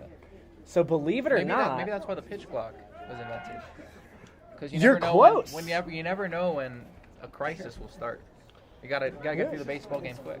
Well, and I learned this in America Through Baseball. Apparently, the Sandinistas, right, used baseball as a form of American imperialism to try to push baseball as, Americanism and as the quality of what America could bring and capitalism could bring. Is that so? That is so. Aiden, you have any thoughts? Anyways, he refrained. Back to the ball game here. It's 2-0 on Cesar Pavone. The catcher flew out his first time up. Runner on 2nd, 7-2 Buffaloes. That fish in the dirt, 3-0. So how do you think Carson Beck did in the national championship? Awful. Well, they almost won. But, of course, in Carson Beck fashion, when the lights were bright, he threw a pepperoni and cheese pizza directly to the Indiana defense. As we have some snacks here. We have 1, 2, 3, 4, 5, 6, 7, 8, 9, 10, 11, 12, 13 SCOBA sports members in the press box as of right now. And I might be miscounting, I don't know. Ball 4 on Pavone. Runners on 1st and 2nd now. First baseman, number 11, Chris Walsh. Friendly reminder that tonight's broadcast is brought to you by Little Caesars. Pizza fuels the Colorado Buffaloes.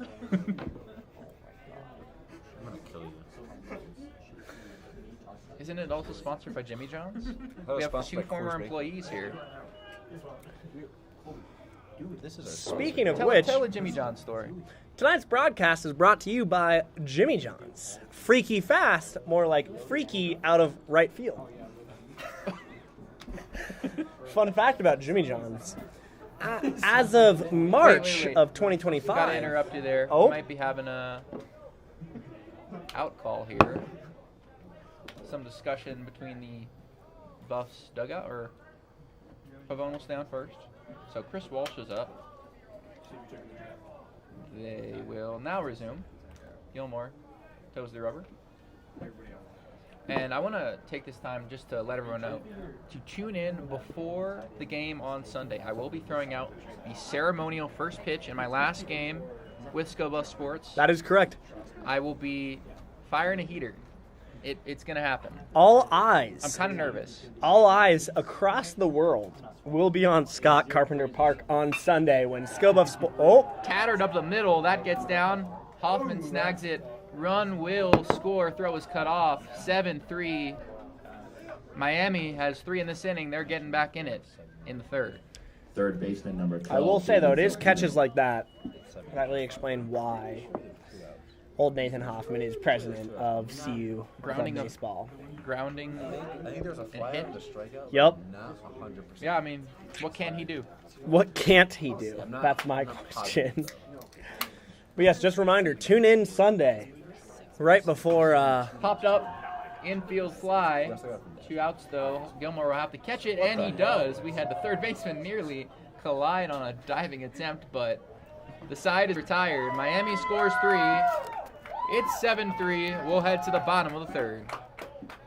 Any more to add? The score after the top of the third, Buffalo 7. You know, just one thing before we head to break, and I think that is just that Sandy Simeon raised a wonderful child. They took a little of a gap, but I think we can respond. Do better than 3-9 and put out a product that Buff fans will be more happy to see this year. Yeah, absolutely. I think there's many reasons to be optimistic on this Buff squad. But I'm a little worried about Dion. You know, he had some health issues. He said that there's no concern there for him. But I worry a little bit because Buff fans are souring. Some of the narrative that's being created is he being carried by Shadur and Travis? And I think this is a make-or-break season for Dion. If Buff fans don't see a bowl game, we could see, with the new athletic director, a new football head coach as well. But I agree with you. There's a lot of reason to be optimistic. There's no reason to hit the panic button or even call for Dion's job yet. But one more thing, Jake. I think I was seeing on the sideline, Dion was actually talking to a familiar Colorado face, Aqib Talib. His nephew is actually a part of the Colorado roster this season, talking about it in his press conference. Aqib talked to him. He said he's got a dog over there in his family. He wants to see him on the team. So we will see that next year. And I think that does bring up one more thought to me of 4 years now into this Deion Sanders experiment, you could say, in Colorado. And when he first came over here, it was the talk of the town. It was the talk of America when he first came over here, college game day and everything. So I think there's been a question of, is Colorado still in that national spotlight? And I'm hoping maybe even not success on the football field, but more lights, more attention to Colorado football would just be an awesome thing to see this fall. Yeah, you could call it the return to the national spotlight. But this has been Buff Banter from Mason Davis. I'm Jake Chow. Back to you guys at the desk. It's now time for this week's trivia question. After the football roster faced social media criticism regarding their size and muscle mass following the spring game, we did some math on the actual average size of the team. Our trivia question this week asks you, what is the average height and weight of the 2026 CU football roster? Stay tuned because we'll have the answer later in the show.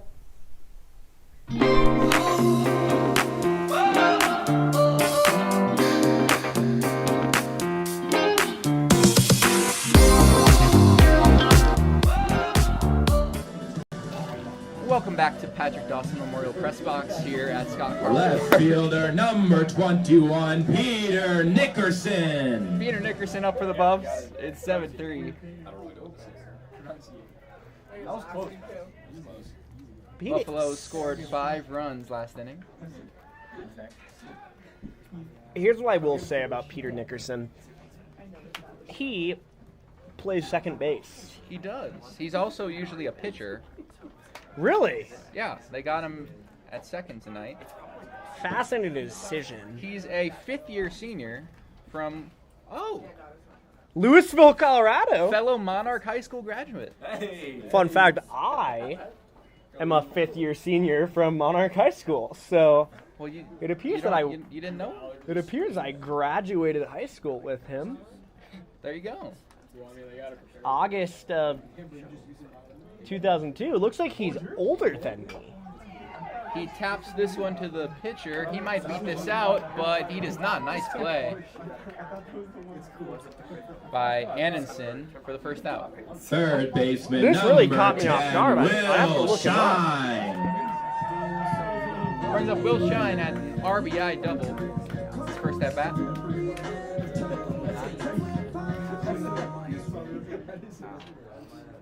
Third baseman tonight. Y'all ruled that a hit. Paxton. Y'all ruled that a hit. All right, so it appears that Peter Nickerson's Instagram. You have 17 mutuals. We have 17 mutuals. Let's name the mutuals. All right, we have Matt Orr, graduate Monarch High School with me. We have Henry Little. First sneaky link, one might say. We got Mia Szymanski. We got Not so sneaky anymore. not so sneaky. Oops. No. Wow, this is a lot of interesting mutuals, I gotta admit. Shocked that I've never heard of him before. Do you know who 23 is? Yeah. Anyways, back to the game. No. It's Longstreet. You know what I found really interesting about this game? Hold on, I missed. Shine. In 2-strike count. What do you find interesting about this game? It's that, the University of Miami is in Miami, Florida, and not Miami, Ohio. Oh. The Yeah, two cities we are do- easy to confuse. We do have to specify now that Miami, Ohio is good at men's basketball. Fouled away. Yes. Zone is full at 3-2. We do really need to emphasize that we are not playing the University of Miami, Ohio basketball team here. It is the University of Miami, Florida's club baseball team. Yes. Just to make it very clear for all the listeners at home. Yeah, we got to make that clear. Colby, you doing an update on the Cardinals game? Yeah, how's it going? They're losing. Okay. 3-2. Yes, for everyone listening at home, the Cardinals are down 3-2. Shine goes down swinging. Pinch hitting for the designated hitter, Longstreet. Number 23, Wesley Freed. We have Wesley Freeze up to Actually, bat. I think that is Matt Longstreet, Paxton. I think he was just... I think that is Longstreet. It was the same guy last time. Is he wearing 23? Yeah. So they're saying Freed in the dugout. Paxton's fired. They're saying Freed. Oh, then either I or Paxton were We would just were like to say it incorrect. is either Matt Longstreet or Wesley Freed. Wesley Freeze at bat. Because they could be just like jokingly saying it's Wesley Either Freed. way, Because I do Foul notice, ball. like Longstreet is a right-handed pitcher, but is hitting lefty. So I don't know. I've never seen Longstreet hit. Swung on, chopped towards second, throws in time. So Buffalo's down 1-2-3 this half inning. Miami, despite going down 7-0, not out of it yet. We'll head to the fourth here on Scobo Sports. Kieran? What is black and gold? That's correct. Nothing says school spirit like those two colors. Choose the next one. Let's do fan etiquette for 600. Fan etiquette. The proper response when you hear someone yell, "Go Buffs." What is Skull Buffs? Skull Buffs is right. Looks like we've got some true Buffs fans here. But thank you all for tuning in. Thank you to our contestants, and see you next time. Colorado Volleyball released its Big 12 schedule for 2026 after reaching the NCAA tournament last fall. Coach Jesse Mahoney, Buffaloes will kick off their conference slate at home against Utah on September 25th. They'll have a road-heavy October but finish the year largely in the CU Event Center, closing the season in Boulder against Iowa State. As a final tune-up before summer break, the Buffaloes have a doubleheader in Fort Collins against Denver and their big rivals, Colorado State. CU swept DU, but struggled while battling for the Golden Spike last fall, taking 2 straight losses to CSU while winning just 1 set. It won't count in the history books, but there's never any shortage of intrigue in Rocky Mountain showdowns. First serve between the Buffs and the Pioneers is set for noon. Then they play the Rams directly after. The women's golf team has one more week to prepare for the Big 12 championship. The first round of the tournament begins on Thursday in Dallas, Texas. The second and third rounds will be played on Friday and Saturday, respectively. The Buffs head into the tournament ranked number 47 in the nation. A strong performance would see Colorado moving on to play in the NCAA Regional, starting on Friday night. Yeah, I think we've finally found Valhalla. Valhalla, and we've solved the case of the missing number ID. 27, Anthony Rico. Oh, we mispronounced his name again. It's Rico. It's Rico, yeah. I did that the first time. So, I thought it sounded better as he hits the first pitch to Simone's. Gonna be a tough throw, and he dropped it at first base. So, oof. Rico beats it out. I also don't even think that. No. That is Rico. Rico. Pitcher number 13, It's Kelly Rico. Anderson. Yes. So brings up Kellen Anderson. Homered last inning. Will he do it again? Will he? Won't he? We'll I find think out. he will. So Now, infield single for Rico. on the topic of Miami, my brother actually just bought a house in Miami Beach. Really? So let's all give it out. Let's all cheer for Tiger Roach, for entering homeownership as of Tuesday. Why is he living in Miami? Raw milk is more easily accessible in Florida. Really? Yes. Ew. That's quite the reason to move to an entirely different state. We were just talking about milk earlier. You mean move? With the Drake album. What? 1-1 on Anderson. You know, on the topic of milk, I must ask, Harrison, do you got milk? I do got milk. Harrison seemed like a guy to have like 4 cartons of milk in his fridge. Oh no, that's Nick. When we lived together, Now, he would according have 3 gallons of milk at one time. Heard here first, incoming president and executive producer of ScoBuff Sports, Nick Evans, would have several gallons of milk at a time on disposable. Slice into left. Anderson has his second hit. You know, Harrison, I'm not quite a milk guy. Not really either. I mean, like, certain situations, chocolate milk, fire. I'll use it for, obviously, mac and cheese and different things, you know. You use chocolate milk for mac and cheese? Well, no. I'm saying milk, the general uses of milk, you know? Because it's a versatile, ingredient. Hold on, I gotta get in on this. Milk is the greatest thing that has ever existed. That is the voice of plain milk. I don't know. Incoming president and executive producer of And ScoBuff graphics Sports director. and graphics director, Hold on. Nick Evans. And I will say, he does love milk, and That's a it is butt. your Butt. choice at Butt. home. No throw. Went out. I will say, my girlfriend is lactose intolerant, which does stink. But you want to know a fun fact? Latino and Latina people are more prone to have lactose intolerance. So is my girlfriend. So, are you speaking for all of us Latinos out there? Is that what I hear? Do you want to know the reason? Lincoln. Okay, listen here, white man. No. You want to know the reason why Latin Americans have a higher chance? How about you not speak for the Latin American community? Do you have lactose intolerance? I do have lactose intolerance, Are you and I Latin am American? Latino. There you go. Do you want to know the reason, though? This is fascinating. What is the reason? So, for thousands of years in Asia and Europe, people were drinking milk. It was not a thing in South America. And for thousands of years, like, humans are not supposed to drink milk. But because of thousands of years of doing it in the Eastern Hemisphere, we adapted to it.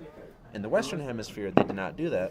So Swung on, hit the short. Simones will just make the throw to first in time. So 2 outs. Runners move to second and third. Continue. And I think the more important news we do have here in the Patrick Dawson Memorial Press Box is that white man Nick Evans thinks that Latinos cannot drink milk. I'm saying statistically it happens more often because it was not a thing in the Western Hemisphere.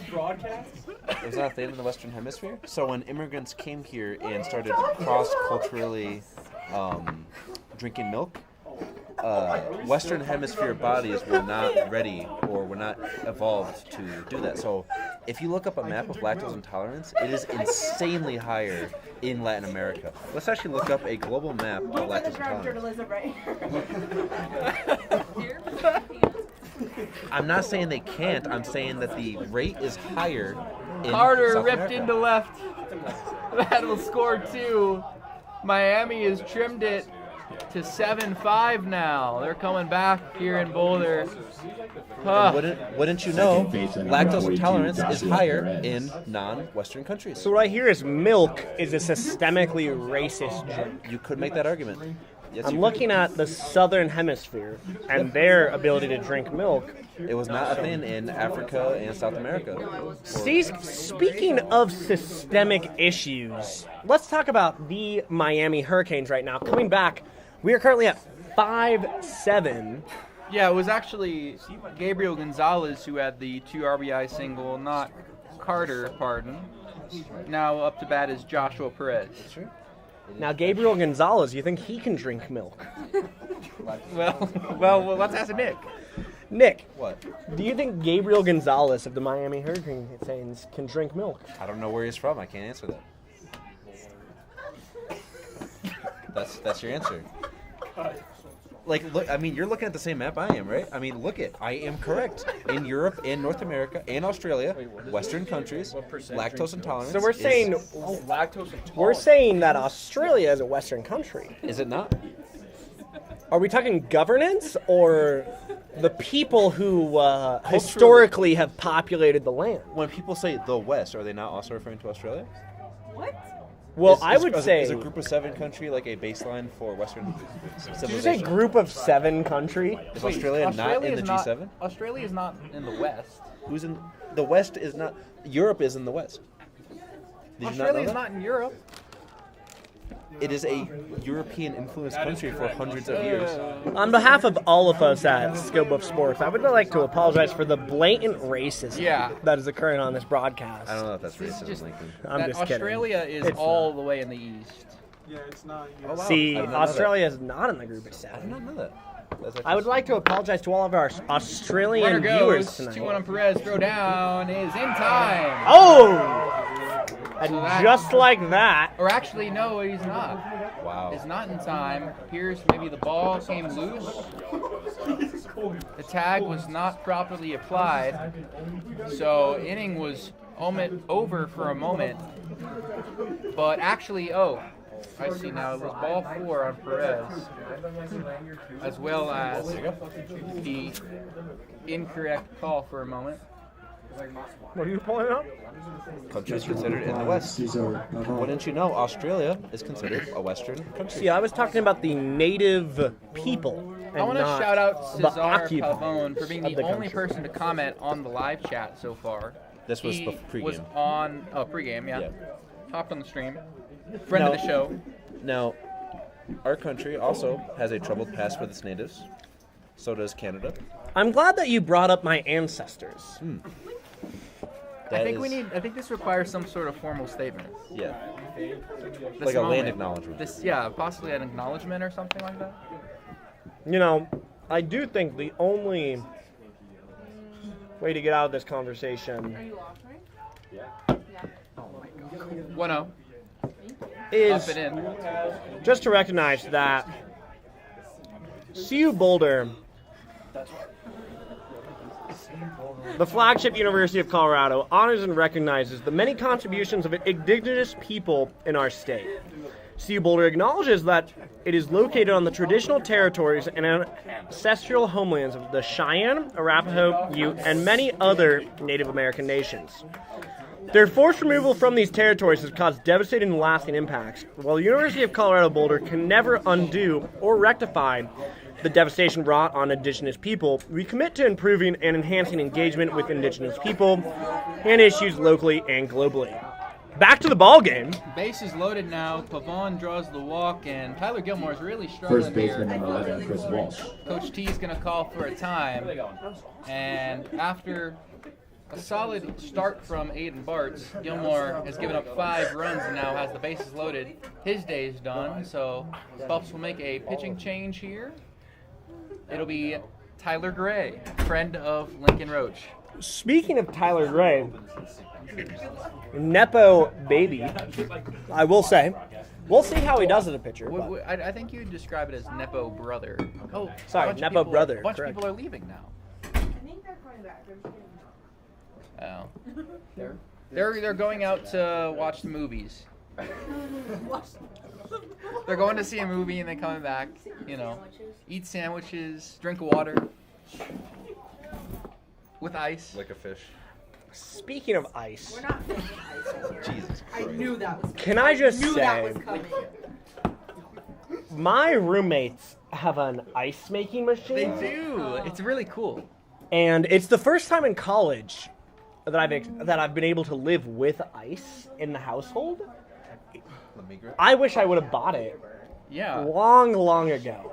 Did it have a permit? Did it need a permit? They actually don't have documentation. Oh. Well, that's interesting. But do you need a permit to own an ice machine? Last time I checked, but usually most people don't follow that. I will admit, I could see Boulder requiring that permit based off the water usage of the ice machine, but no, I live on the top floor. You know what I think? Yes. I think that ice needs to be in every house in America. Yep, I agree. I would just like to reiterate, Your attention Scope of Sports now President officially. Harrison Simeon. Shut up. Shut up. He was in his windup. Yeah, he was in the windup, bro. Chill. We'd like to apologize briefly. You're good, Kieran. You're good. Sorry, Kieran. First pitch hit too short, and Simone snags it. So Kieran actually may have worked in the Buffalo's favor there, as maybe that pitch would have been worse the first time. Yeah. Wow. And we are being flipped off by the Miami dugout here in the Patrick Dawson. We are? Were we? No. We did briefly get hit with the. I heard broadcast blah blah blah. Oh dear. With we would like to apologize to the University of Miami. We would not like to apologize to the University of Miami. Yeah, something if I've learned anything today is to never apologize for anything.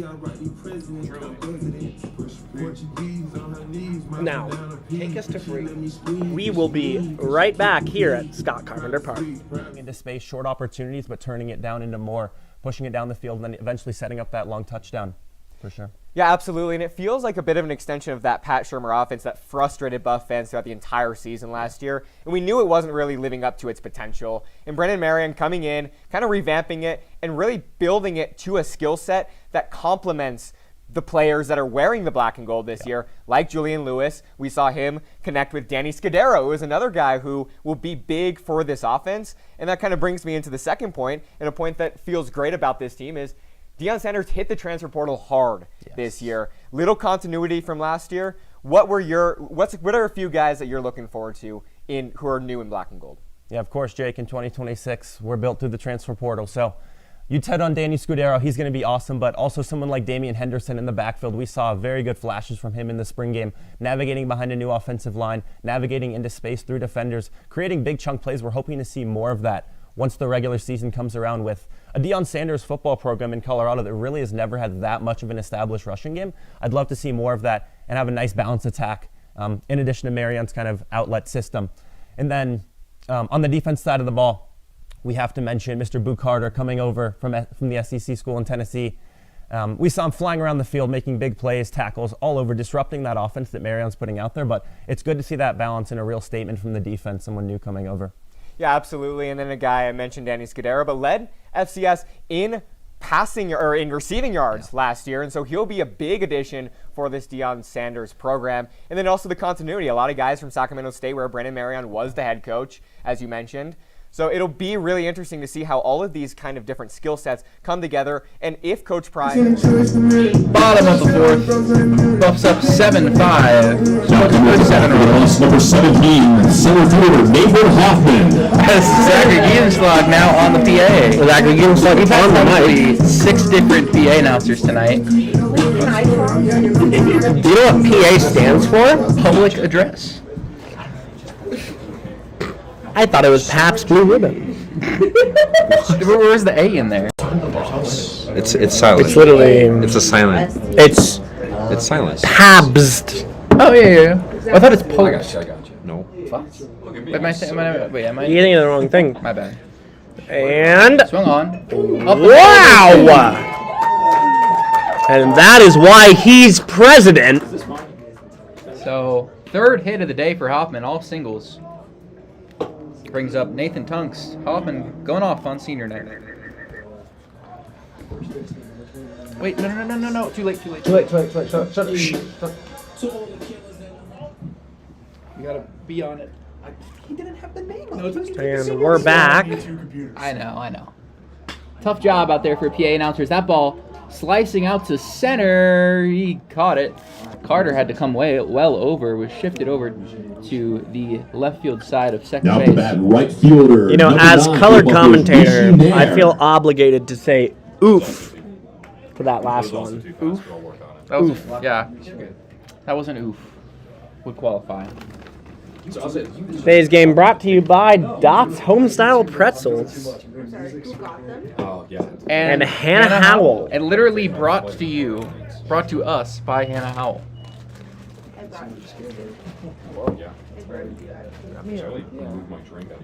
This game also brought to you by Rishi Nair, batting right now. Where'd they go? What do you say? Up and in. What do you say? It's growing on me. One more water that much. Runner on first, nobody out. Lincoln cracking open a soda. I gotta say, I do love Sprite. Me, I'm a 7-Up guy. I don't know. Ain't no way. Really? I kind of grew up with. I'm kind of famous. If anyone knows Lincoln Roach, they know how much I love Sprite. That's kind of my whole thing. Do you like their commercial campaigns? Can I just say, my favorite commercial campaign of all time was, I used to not be a Pepsi guy, and then Kendall Jenner actually did this commercial with Pepsi. Up the middle, off the pitcher's glove, and they will throw that one to first for the out. Hoffman reaches second after the Kendall Jenner comment. Fielder's choice for Number Nair. 15, shortstop for the Buffaloes, Finn Simines. Oh, fuck. What? Simone. Simines. I just got told otherwise. You gotta stop doing PA. I think you gotta just stop doing PA. Not doing that anymore. I had my chance and I blew it. That was horrific. Finn Simone's now up.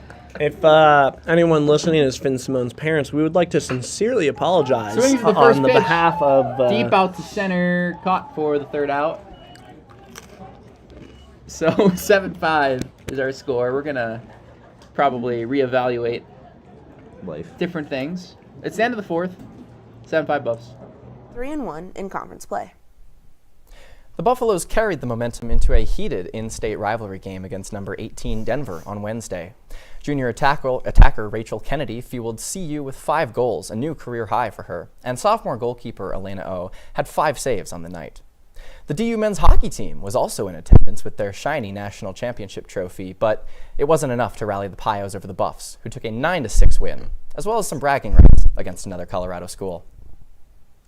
The lacrosse team is escaping the spring snow and heading to sunny California this weekend, where they will play the UC Davis Aggies. This will be the 10th lacrosse match ever between UC Davis and Colorado, where Colorado currently holds an undefeated 9-0 record against them. First draw in Northern California is set for 1 p.m. on Sunday, and you can catch the game on the UC Davis YouTube channel, where there's strangely 4 people currently waiting for the event 2 days out. Well, the Colorado Buffaloes women's soccer team hosted its annual Colorado Cup this past Saturday. Here's Max Friedel with the recap, direct from Prentup Field. What's up, Buffs fans? My name is Max Friedel here at Prentup Field shortly after the Colorado women's soccer team beat Air Force 2-0 to claim their 5th straight Colorado Cup championship. The Buffs started off today with a 2-0 win over University of Colorado Springs, and moved on to a game against Colorado College where they won 1-0 off an Ava Priest penalty. The big story today was how the Buffs are going to do without the Leba twins. Obviously, Faith and Hope Leba are on their U.S. women's national team call-ups, so without them today, how are they going to do? They did just fine. After the game, I talked with Ava Priest and Danny Sanchez. Ava said it's a great feeling that CU refuses to lose the Colorado Cup, and now claiming their 5th straight. My name is Max Friedel, again, reporting for Scobo Sports. Colorado's tennis season has come to an end. They lost to both Baylor and TCU. Oh, I gotta go. It's the 5th. Lincoln just got off the phone. I assume with Balin? Not with Balin, actually. Who was it with? A guy named William Kreis. He is coming up from Denver tonight to have a great time in Boulder. Huh. Looking forward to next weekend. I can finally meet your mom. Yes. Lori Moreno Roach is about to meet Sandy Simeon, and that will be the battle of the century, one might say. You think popped up. It will stay in play. Gray in pursuit. He catches it. We're in the 5th. 7-5 the score. I think the battle really is going to be who is the better mom. You know, I think there's. You think they're going to arm wrestle or something? Twerk off. I think realistically, it really will be a battle for the title of best mother on earth. Really? Sandy Simeon versus Lori Moreno Roach. I think it'll be a great battle. It'll be a great battle. It'll be close, too. I honestly don't know. 2 great mothers. Yes, 2 truly pantheon mothers out there. No, it does not. 2 of the best to ever do it. Will probably be more competitive than Colorado-Miami at baseball, even though this is a competitive game. It really, I would say it's going to be more competitive than Dodgers Blue Jays. Oh, that was really competitive, too. That's what I'm saying. 2 great mothers. Yeah. And we really won't know who it is until the human last race. pitch of the game. Oh, if we're talking about mothers of the human race, it's Sandy, it's Lori, and it's Barack Obama's mom. And I think that is what Sandy and Lori would say. Brings up Kellen Annenson after the walk. Rico reaches base. Friend of all of us here at Scobo Sports, Sandy Simeon. When we anchored that show, what did your mom think of it? Shouldn't watch. Oh. So. That pitch hit high down the right field line. Will it stay fair? Just hooks foul. Could have been another homer for Annenson. Would have tied this game, but it ain't. But just about 5 to 10 feet to the right of the foul pole, Gray will reconsider strategy with Cole Wayne as Quinn Kreck approaches the booth.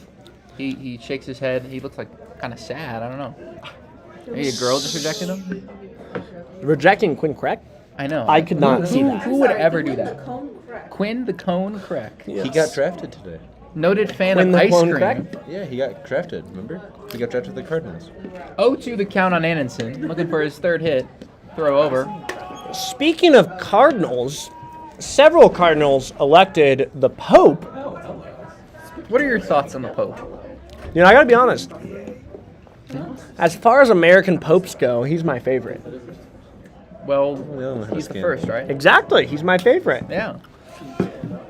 What are your thoughts on his understanding of the gospel?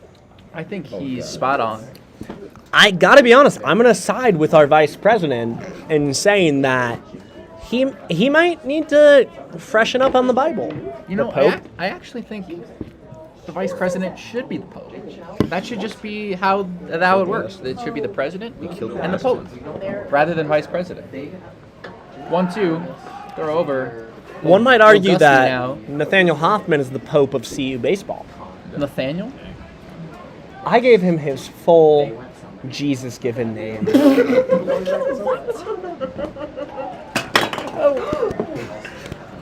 Great save by Harrison Simeon here in the Patrick Dawson Memorial Broadcast booth. It's getting a little windy here at Scott Carpenter Park. 2-2 the count as. Wow, yeah. Stuff's kicking everywhere. Got him on the outside corner. Baseball. So 2 outs. Brings up Cole Barron. Cole Barron? Shortstop number 7. Cole Barron. Like a there's an oil baron. Now there can be a coal baron too. The John D. Rockefeller of CU Buffs baseball. Well, he's on Miami, so maybe Miami. Sorry, of Miami baseball, Cole Barron. Oh, Quinn brought his favorite soda. Dr. Pepper. Dr. Pepper. Quinn the Dr. Pepper cone crack. It's actually cherry vanilla Dr. Pepper too. An excellent choice, true. Now, fun fact about Quinn Crack and BJ's. So, This is ridiculous. So you need to say the restaurant? I went to the restaurant BJ's with Quinn Crack with a few other people on Friday, and he brought an ice cream cone into the restaurant. I didn't bring an ice cream cone. We got ice cream. Okay. And I brought getting it under the table, too. Oh, that ball fair down the first base line. Quinn, your weight is between you and runner going to third. They'll hold him there. I can tell you that. It's a double for Cole Barron, and now the tying run in scoring position with 2 away. Center fielder number 1, Logan Carter. Just like our ceasefire talks with the country of Iran, this game is getting intense.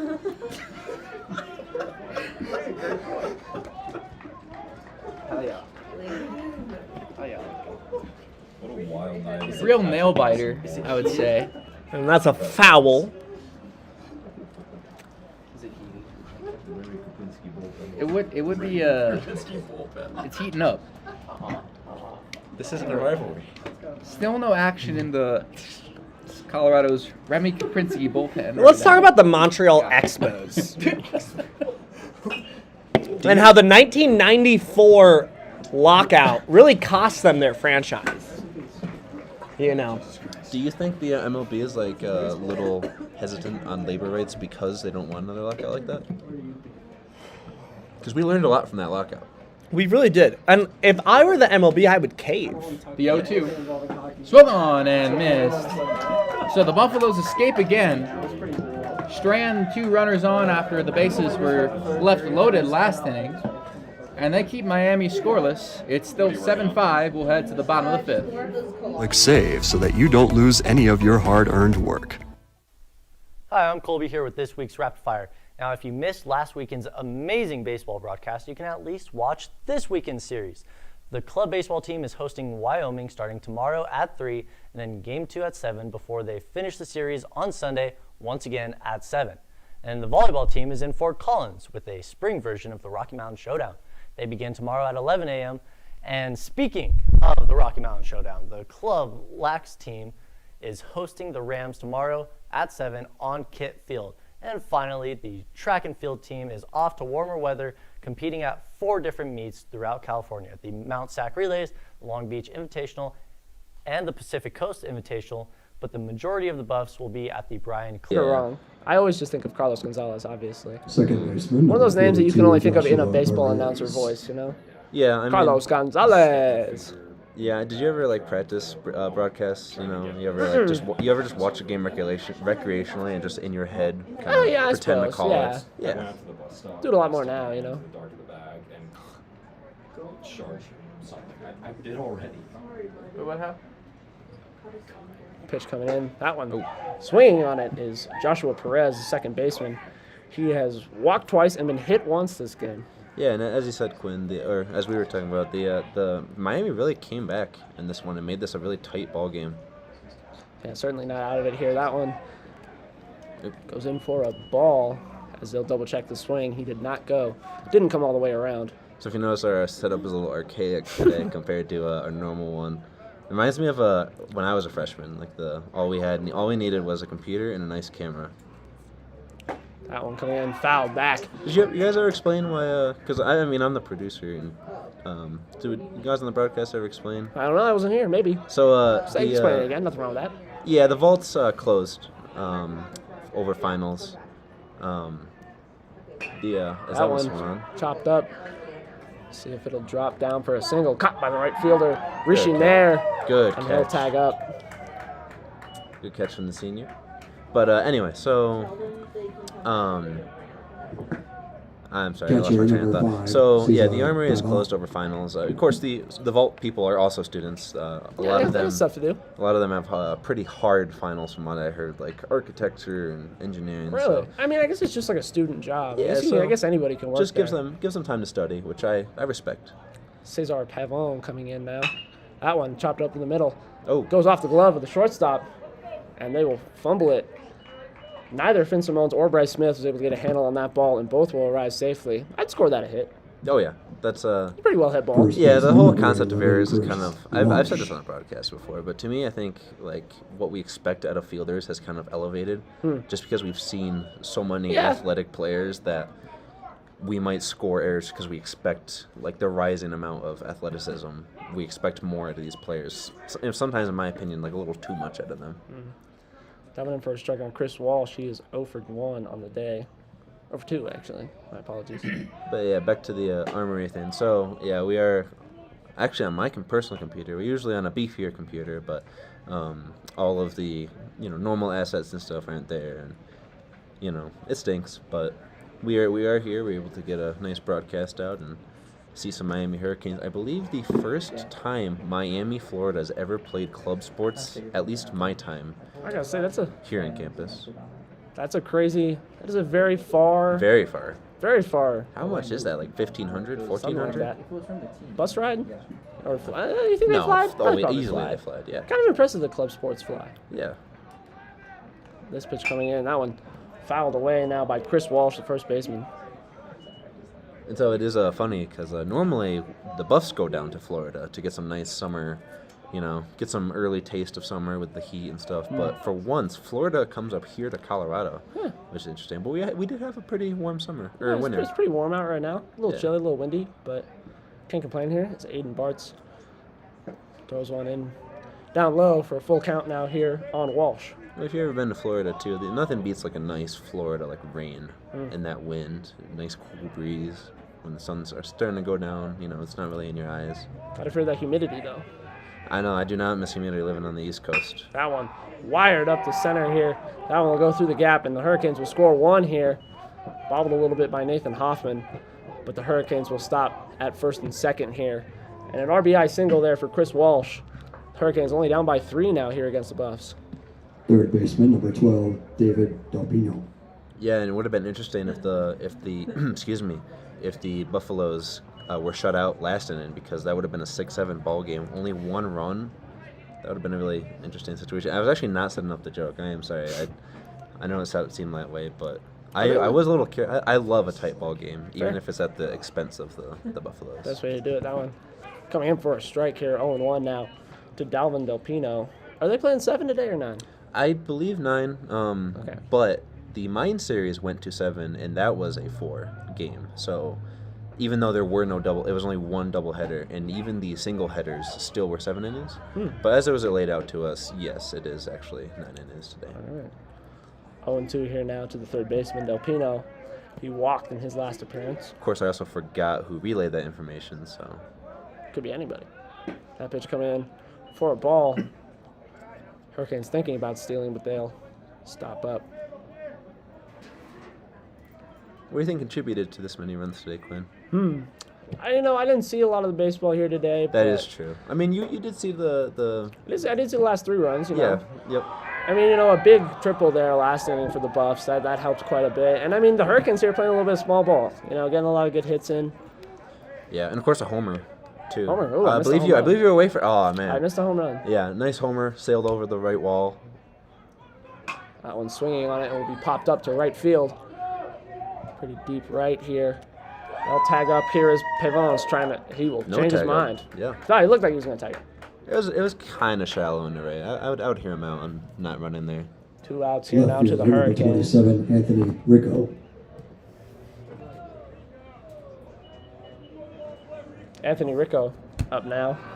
Nice 9-hole hitter. I mean, got on base last couple at bats, so it'll make him 1 for 2 on the day with the walk last inning. That one in for a ball here now onto Anthony Rico.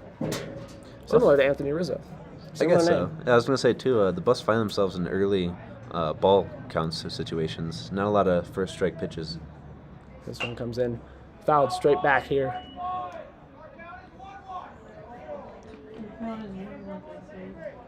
Some help here from. I mean, the Buffs count dugout. was 1-1, was it not wrong? I mean, unless you're helping the umpire? I don't know. I think he's just letting them know. That's just what it says. He's just telling them. Yeah. Just letting the people know at home. Poor Kieran. I think Kieran's doing a good job on the scoreboard today. Aiden Bartz delivering the 1-1 pitch. That one down low. 2-1 count here now to Rico.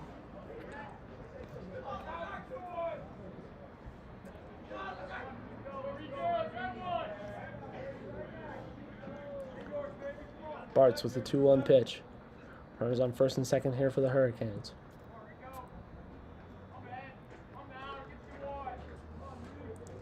Bartz deals. That one hits straight back up.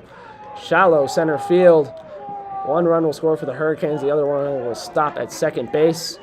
Hurricanes slowly clawing back to that 9 score here as it's now 9-7. Ooh, what a crisp sound of the bat that was. He squared right to it. Got just Pitcher enough number lift, but 13, not too much Kellen where he was still able to get his batter Anderson. in. Or his runner in, excuse me.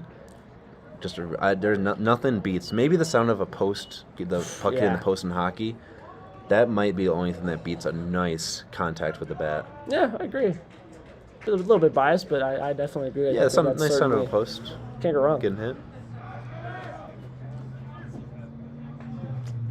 Stepping up now, Kellen Anunsen.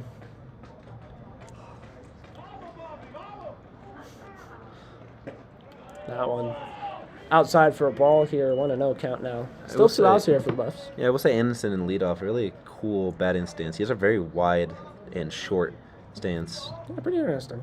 But still got a nice crack at the bat and the homer last time. Oh, yeah. Definitely a dangerous hitter here for the Hurricanes. I was actually I wasn't commentating, but I was going to remark that he does have a really cool batting stance, and then the very next pitch he homered. Oh, that one outside. 2-0. Maybe Bart's a little nervous to throw anything in the strike zone with Anderson's history here. Yeah, I bet they're pretty wary. I mean, this On the mind for sure. This first couple batters in this lineup pretty dangerous. So Buffs looking for one more out here. This one fouled back for the first strike of this at bat. 2-1.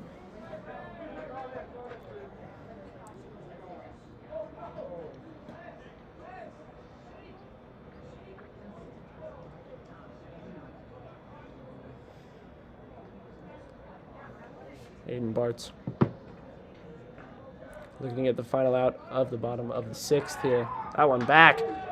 Got the tag, and he is called out. Ooh. Pickoff to end the inning here for the Buffs. And they keep Miami down at only 2 runs there in the top of the 7th. that is their second pickoff out of the game. Not a lot of efficiency with the pickoffs in club baseball level, that is, but 2 on this game alone, pretty good for the Buffs. Yeah, solid inning there for the Hurricanes. Buffs looking out of their 2-run lead here at Scott Carpenter Park when we return. On Saturday. Freshman phenom Brick Fisher will captain the Frosted Mugs team and is joined by Caleb Allen, Calvin Stone, Connor Smithberger, and David Lefkus. Team Locomotive will have CU captain Isaac Neffs, Gage Perry, Will Hadrick, Dominic Alexandrov, Corey DePonio, and Harrison Smith. The game is set at 4:45 tomorrow and will be streamed live on the BMHC YouTube channel. Hey, Buff fans, I'm Kieran Walker bringing you this week's top 5 plays in Colorado sports. We're going to start off with some lax going down to Denver as they took on the Pioneers, number 18 versus number 15 in the country. And Rachel Kennedy right out in front, and she rips it past, ladies and gentlemen. Rachel Kennedy, the senior, having a career high that night, scoring 5 goals, ladies and gentlemen. Number 4, let's go down to the spring game. That's transfer quarterback Isaac Wilson from Utah. And Mojo Williams with an incredible interception, ladies and gentlemen, bringing the mojo on Black and Gold Day here in Boulder last Saturday. Let's go back down to Denver for our number 3 spot. Look out, here comes the senior Lily Assini. She's got it herself. Going past midfield, she has got wheels and she is wide open. Sends it over to Kennedy, back to Assini, and back to Kennedy. Rips it past, ladies and gentlemen, giving the Buffaloes the lead in that third quarter as they took on the number 18 team in the nation right here in Colorado. Bottom of the 7th here from Scott Carpenter. Buffs looking to defend their 2-run lead. Miami scoring 2 here in the top of the 7th. That was pretty close, Quinn. It was the bottom of the 6th. Oh, it's bottom of the 6th? I know. Darn it, I just got here. It's not my fault. No, you're good. Yeah, no problem. It's far away. Can't count that high. I know, it's the netting, too, that messes with you. But it's all about the vision. I often complain about the netting in the hockey rink, but they might need it here. Yeah. Well, I mean, you can always trust me to be right on the bug. Center fielder, number 17. I thought you were going to say I can trust me on the foul ball. If someone fouled on that, you'd save me. I think we even need more netting for the right field I know. parking lot. As we know, the right field parking lot, Kieran's greatest fear. Love a foul ball hits the right field parking lot because you can see him go. Yep. Lurch forward. Everyone, I mean, if you just look at the stands, it's so funny. People are curious too, Everyone wants to. Everybody kind of wants to see it. No one wants to see a car get hit, but it's similar to some other things, Yeah, I agree. Yep. Pitch coming in here. That one. Well outside here to start the bottom of the 6th. Yes. Which I know this time. Also, Nathan Hoffman, 3 for 3 on the day, all singles, and back at leadoff. Great to see. After a little bit slow start, really found his groove in the second half and worked his way from what was, I believe, batting 5th, trying to test out his position in the lineup. But then he just kept raking, and now he's found himself back in the leadoff. It's so nice to see Nathan Hoffman in his peak form again. Yeah, nice to see, obviously here on senior night, getting to get that leadoff position. That one comes in for a strike, 2-1 count now on Hoffman.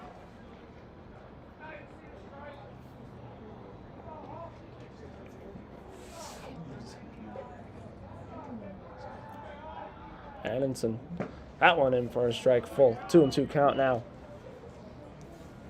to the center fielder Hoffman. Yeah, Hoffman's done it before. He's done it 3 times already. He knows his position. See how he follows it up. That one swinging on the pitch here. That one will get down into center field. Hoffman eyeing second. He'll have plenty of time. He'll keep running, going for third. First base. Oh. Throw takes a couple of hops and will not make it as Hoffman. Easily standing triple there for Nathan Hoffman here on senior night. Yeah, I mean, first baseman, what a little 29, sequence to go. Nathan Single, triple. But Hoffman with the speed. Perfect start here for the Buffs. Trying to extend their lead here. Yeah, he didn't even watch that ball when he was running second. He just put his head down, trusted his third base running coach, and dug in. Didn't even need to slide for that one. Easy stand-up triple. Yeah, stand-up triple, not a super common sight here. As Nathan Tunks will step into the box here. That one just high, and it'll go for a ball, 1-0 count. Also, what a pretty ball, because that ball started just dead ahead and just curved further and further right, finding itself into the gap. You can call me ugly anytime, bro.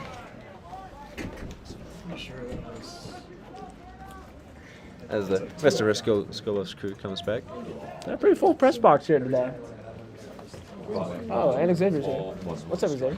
I don't want to hear it, man. Anyway, ball hits the left field here. That one over the head. And an easy jog to home here for Nathan Hoffman, and the Buffs will extend the lead 10-7 for a stand-up triple for Nathan Tunks. Right fielder, number 9, Rishi Nair. Yeah, for how hot the Buffs' batting has been today, I'm surprised the score is only 10 runs for the Buffs. They have just been raking all day. A lot of extra base hits, too. They have earned every single one of those 10 runs. Pretty perfect hit there right over the head of the left fielder. And they'll have a bit of a mound visit here after giving up 2 extra base hits in a row.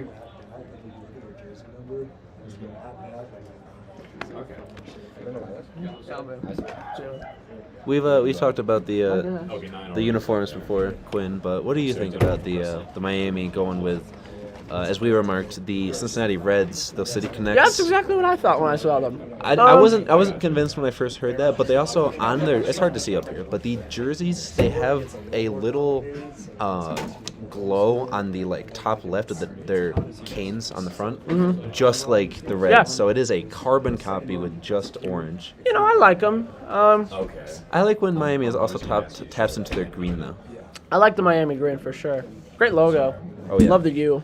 I Big think little hand thing. everything Brandon with Miami is just perfect. Yeah, they got some nice stuff. It's just a good color scheme. Very Miami. Like you look at any of their socials, all of their social pages, bright green, bright orange, is so beautiful. It's got a great color scheme for sure. Yeah, I actually drew a lot of inspiration from the Miami varsity baseball team. Their graphics, very green with a little bit of orange. It's really nice when you have 2 really solid colors, because a lot of even pro teams, they have red and maybe white or black. But when a team does 2 colors very well, like the burgundy and blue for the Avs, or the blue and yellow, for your Nuggets, so much you can do with them, and just great, just really eye-pleasing scheme for both. Yeah. I kind of feel like the Nuggets use too many colors. Yeah, because they also gotta have pick that one. red. Yeah, they either got to pick the rainbow or they got to go blue and yellow. One of the 2. Yeah, well, they also tried to do the red, too. Exactly. Sometimes. All over the place. I get what they're trying to do, though, the red of the mountains. Have you heard about this? They're trying to make the Yankees wear an alternate. No. People are pissed. They don't do that, right? They do not. Historically, they're an organization that's never worn an alternate.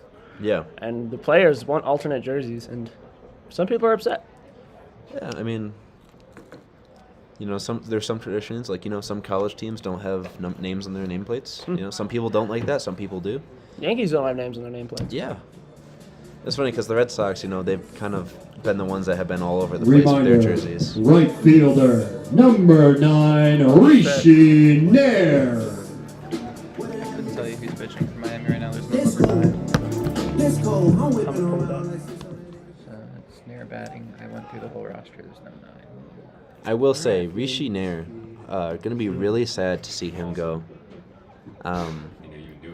Sorry, we're trying to get Quinn's. Our computer left, unfortunately. But Quinn, as we were saying, Rishi Nair, who's graduating, going to be really sad to see him go. He has been on this team for so long. He kind of, it's hard in college because people come and go, but he just feels like such an integral part. Pass ball there. Buffs will get a runner to third base here now.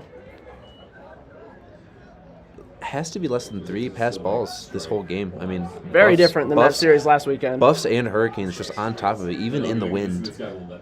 Catcher and pitcher for both teams on the same page. Not a lot of advances on pass balls in this ball game for either. Which, as you said, last series that we saw poor Wyoming. Yeah, poor Wyoming. That one wired at the shortstop. He will easily glove it, trying to go for the double play. Does not get there in time. Reset. I mean, yeah, you got to be ready on every single pitch. You never know what's going to be as you saw right there, it could be a strike, but you got to be ready at every single pitch to just have that heater. Good job on the shortstop right there, just to sit on it, square it up, and try to get the double play. Almost had it. A very nice grab there by Cole Barron, which I know Harrison already made a joke about, but Cole Barron's a good name. Yeah, it sounds like a pioneer of an industry, Like sounds like a like a child, like cartoon villain. Sounds like a job title, Yeah, Cole Barron. Yeah, I'm exactly. A Cole Barron, Steel Baron. Yeah. Yeah. Harrison already made that joke, but I'm gonna say it again anyway. Yeah. 0-1 here. That one fouled straight back. Finn Simone's. Late 1800s, one of my favorite eras of U.S. history. Very underrated era. Yeah, the a lot of people talking about the Gilded Age. The Gilded Age, yeah. Because you're a Civil War guy. I like Civil War.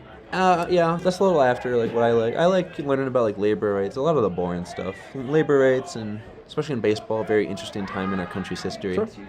Late the 40s? Reconstruction. Reconstruction, that'd be like 70s. Yeah, so late Reconstruction era. Okay. Gilded Age. The robber baron era. Yeah, I enjoy Reconstruction. This pitch coming in, that one, go for a strike, and he will go down looking on 3 pitches. A little bit of disagreement from the Buffs. They did not agree with that call. But I will say, this umpire, perfect on the strikes and balls today. Not a single call that I would have gone 50-50 Wow. with. It's a very confident call there. That one in the dirt.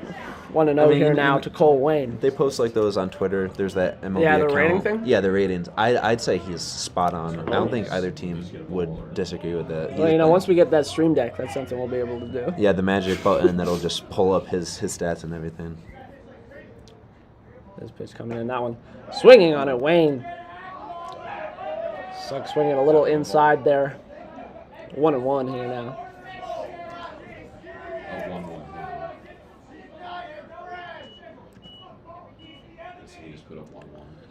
1-1 pitch, that one. Swinging on it, right up the gap. And the Buffs will score another run to make it 10-7 here. A simple single there for Cole Wayne, right through the shortstop and the third baseman. Yeah, it was a little touch and go at that start. The way that ball came off looks like it was going to go right to the shortstop. But same thing, he pulled it so well, just kept rolling past. Was able to get his guy in. And Second baseman, number 28, Bryce Smith. Doing a good job just extending that lead, 7-11. Yeah. They're a very underrated establishment. That ball tagged up there. 7-11. Oh, what? Oh, wait. I shouldn't say underrated, because a lot of people appreciate 7-11, but Yeah. That one. I'd say it's Outside for a properly ball. rated for the positive reputation. I suppose I don't really think about 7-Eleven much. There's not. I don't think there's any in Massachusetts, so it's a little. I'm more of a Cumberland Farm, Stewart Shops. Kieran, who's in near upstate New York, knows That about one Stewart low, Shops. ball passed. Quick reaction time there by Cesar Pavone, and he will not get that catch. Cesar Pavone, who is in the comments section of this YouTube video. Yeah, that was actually a pregame. Oh, so he was ready. Yeah, he's been sticking through it. Thank you to all of you. If there's a couple Miami fans, you know, it's always nice to be able to be the eyes and ears for people so far away. Going for it. That one foul. Runner will have to go back. That's one of the best parts of doing club stuff, especially when the team is further out, is just knowing that, you know, we're a really reliable way for people to watch people from far out. I'm sure there's a handful of Hurricanes here watching this. Yeah. And of course, Colorado Buffalo fans. This one coming in. Hit another one right through the gap. Buffs will now have runners at first and second. Thinking about going to third was Wayne, but he will stop up at second base. Back-to-back singles there for the Buffs. 21, Peter Nickerson. Nickerson stepping up now. Normally a pitcher. Normally dealing as a pitcher as well. Yeah, a lot of position players today, namely Wilshine and Peter Nickerson, both traditional pitchers, getting some position player action. Most of this roster, seniors, starting roster tonight. Have to. And, I mean, holding their own. You would not think so. Doing pretty well here against this Hurricanes team. You know, obviously, you know, try to do a theme in all seniors for, like, the first line in hockey or something like that. But for a all-senior line, it doesn't feel like they did it because they were seniors. They are genuinely just raking today. Yeah. And no significant fielding errors either. They are just doing their job and doing it very well. Absolutely. Also, Miami, I don't know if we established pregame too, but a 2-win club. In a very good Florida conference, though. 3 teams over 10 wins. Florida State actually has 9, pardon me. As that is a really interesting USF logo. I've never seen that USF Bulls logo. I like it. But yeah, a very nice Florida conference. Florida Gulf Coast, only 1 loss on the year. You got to imagine they probably played a 4-game season. Tough team to play that one.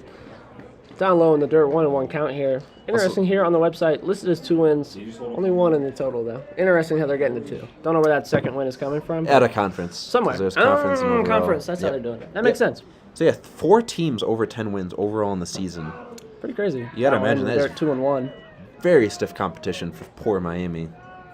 Miami usually on top of every conference they play in, of course.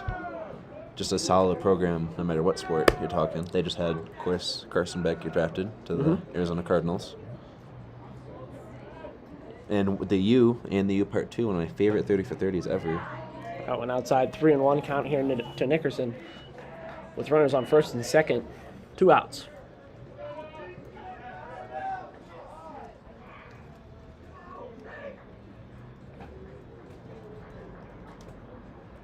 That one inside, and he will take his base. Base is loaded here for the Buffs with 2 outs. Stepping to the plate now will be the pitcher, Will Shine. He's obviously not pitching today, playing third, but with a big chance to get some runs here for the Buffs. Number 10, Will Shine. Yeah, 2 extra bases already. If this was fantasy right now, that'd be 8 points, I believe. So they recently got into fantasy baseball. This is our first year in the club doing it. This is just a blast. Really makes you really in tune with baseball and want to watch a lot of games. Gotta be updating that every day. Makes you just flip the channels and really give you a deeper appreciation for the sport of baseball. Shine will watch one go high of the zone here. 1-0 count now. Miami, for the past couple innings, struggling to find the zone. You can say the same thing for the Buffaloes. A lot of 1-0 counts to start these at-bats.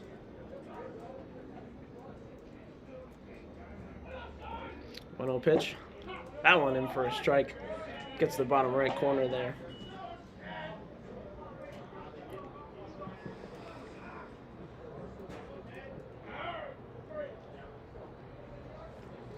One swing, and that pitch Shine unable to make contact. 1-2 count now here with 2 outs. Yeah, he puts bases loaded. So much force into that. He wants a nice swing, trying to get some better. So he wants fireworks on this at bat. Shine looking to clear the bases here. Shine gets contact. That one going back to center field. Shallow, and it's caught by the center fielder, Logan Carter. Hat falling off, but he's able to make the catch. Buffs score 2 here in the bottom of the 6th as we head to the top of the 7th. Miami down by 3. The game on the UC Davis YouTube channel, where there's strangely 4 people currently waiting for the event 2 days out. Well, the Colorado Buffaloes women's soccer team hosted its annual Colorado Cup this past Saturday. Here is Max Friedel with the recap, direct from Prentup Field.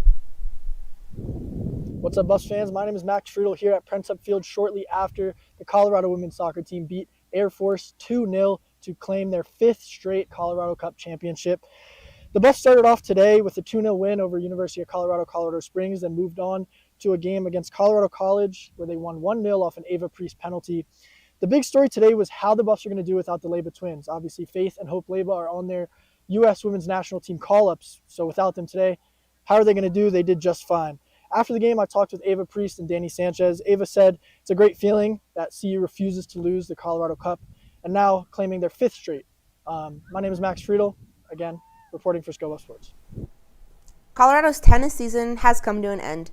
They lost to both Baylor and TCU this past senior weekend, where Anya Nelson, Rix Vanderwerf, and Aya El Sayed all played their last games for the Buffs.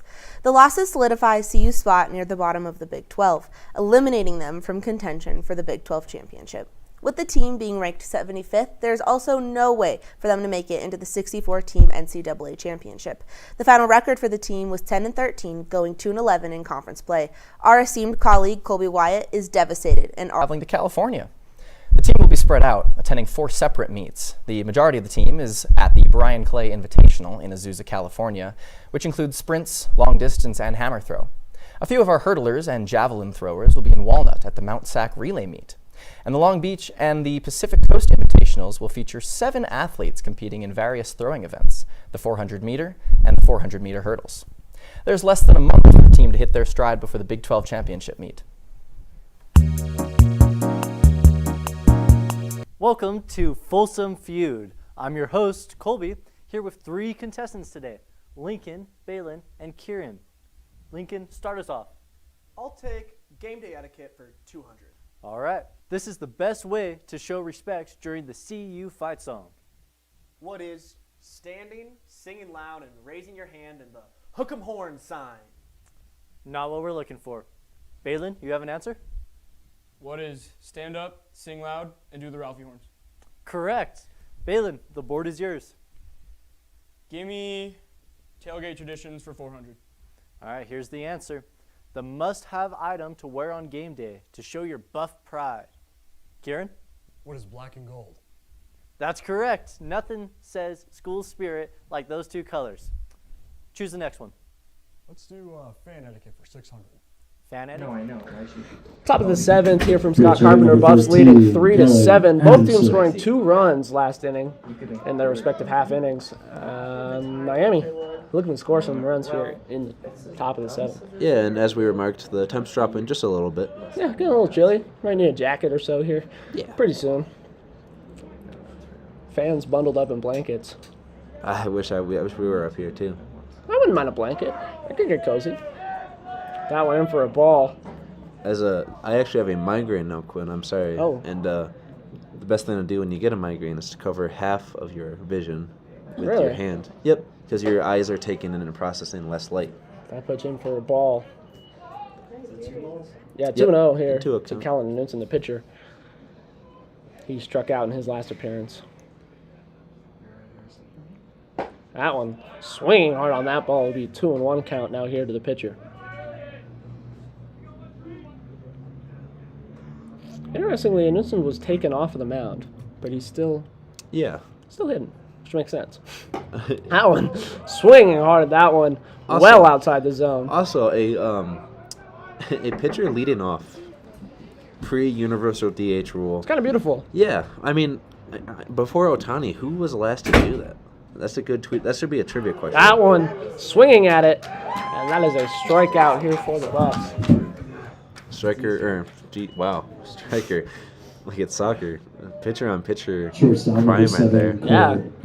Cole Barron stepping up now, the shortstop for the Hurricanes. He had a double in his last appearance.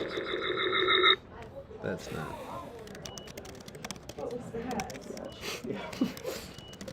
That pitch in for a ball.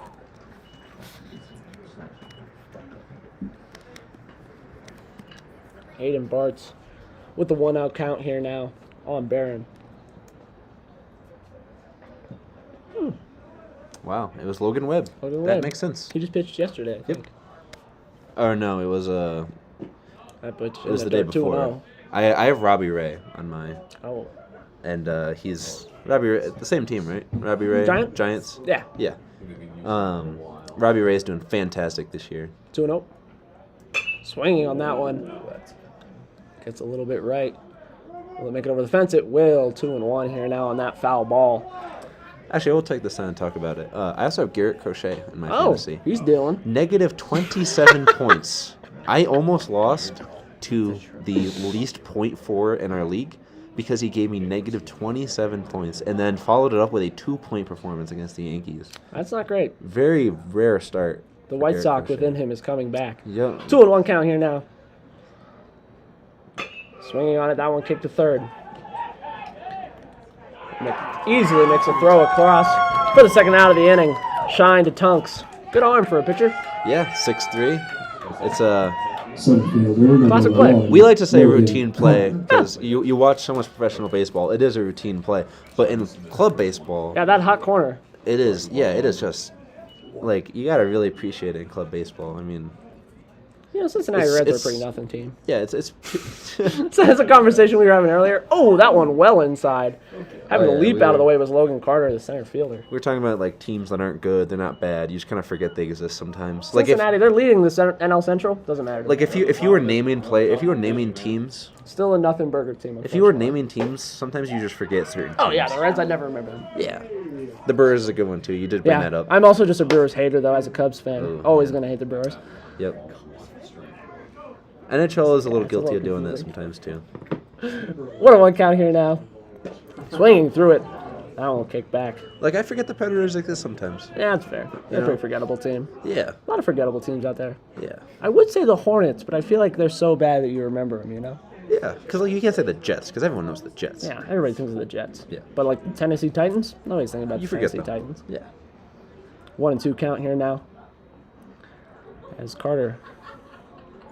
He'll swing through that one. Third out of the inning there. Second strikeout for Aiden Bartz to end the top of the seventh. Buffs Good. still leading 11-7. Good wheeling deal. Sorry to cap that You're off, trying to- but yeah, good wheeling deal from Aiden Parts. Just really good strikes. And yeah, that will finally take it. That was actually a little bit of a lengthy seventh. Or I guess we'll stretch now, right, Quinn? Yeah. Stretching up. Let's sing.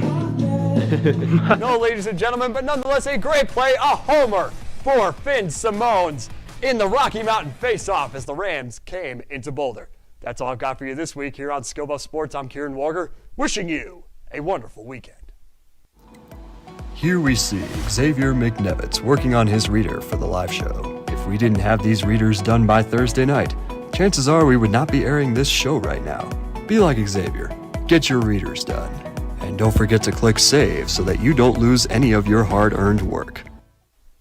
Hi, I'm Colby here with this week's Rapid Fire. Now, if you missed last weekend's amazing baseball broadcast, you can at least watch this weekend's series. The club baseball team is hosting Wyoming starting tomorrow at 3 and then Game 2 at 7 before they finish the series on Sunday, once again at 7.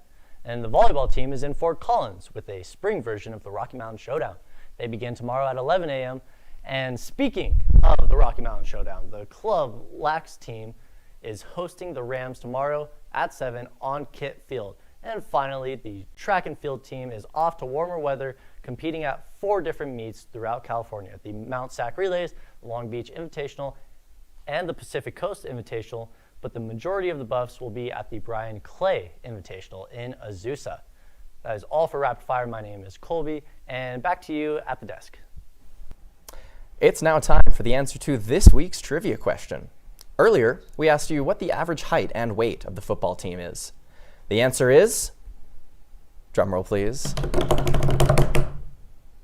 6'2" and 226 pounds, with its tallest player being 6'8", Leon Bell, and its heaviest player being Chauncey Gooden, who weighed in at 380 pounds. The combined height and weight compared to last year's average would have still been good for top 7 in the Big 12, far from the smallest. Our tweet of the week comes from CU's football main account. Following ridicule over the team's alleged lack of size, new photos revealed Julian Lewis and more took it personal. And by personal, we mean steroid. Barbas here from Scott Carpenter Park. Some heated arguments happening in between innings now. Buffs looking to add to their 3-point lead. Nathan Hoffman stepping up. Mr. Carter Rohrig asking how to get on Folsom feud. My apologies, not Nathan Hoffman. That'll be chopped to third, and he will be called out. That is, of course, number 6, Chase Ambuel. Folsom feud are iconic mid-show. Might need to film a new one. Yeah, we have an idea for next semester. We're going to film like 20 different Folsom feuds. Good idea. And then just air them, periodically, because then we don't run out of content. It's a good idea. Yeah, it started out as like just a PSA, just to. I don't even know what the PSA is trying to achieve when I watch it, but we're just gonna like try and maybe replace trivia with it. Now Nathan Hoffman will step in. 1-0 count here. Already back. It's only the bottom of the 7th. He was just batting, it seems like. Buffs really fishing getting through their hitters. Everybody getting their chance here today on senior night, and Nathan Hoffman will drill one to shallow center.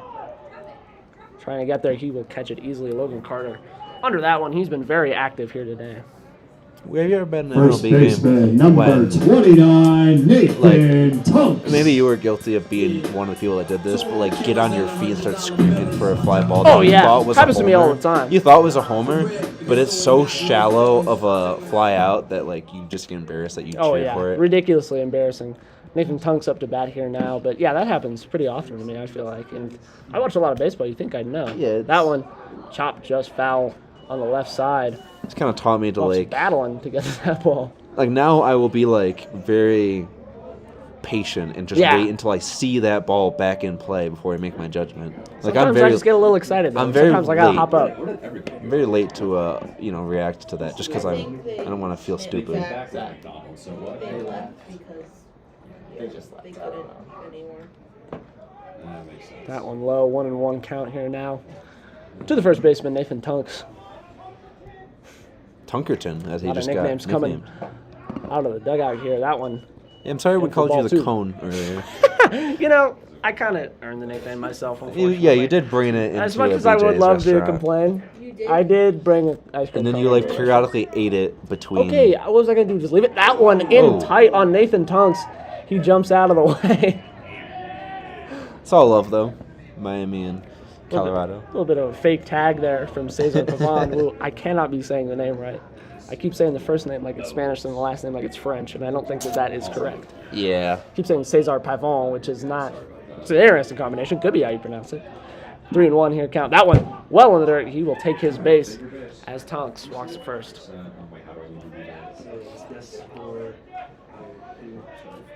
Yeah, this migraine just not going away. It's been a very long day for me. Yeah, just kept more stuff happening, you know. You ever just have a day where you just need to get in your bed and just sleep it off? I've been there. Yeah. Been there. Swinging on the first pitch here is reaching there. Just need to play The Sims or Tamagotchi Life or the show.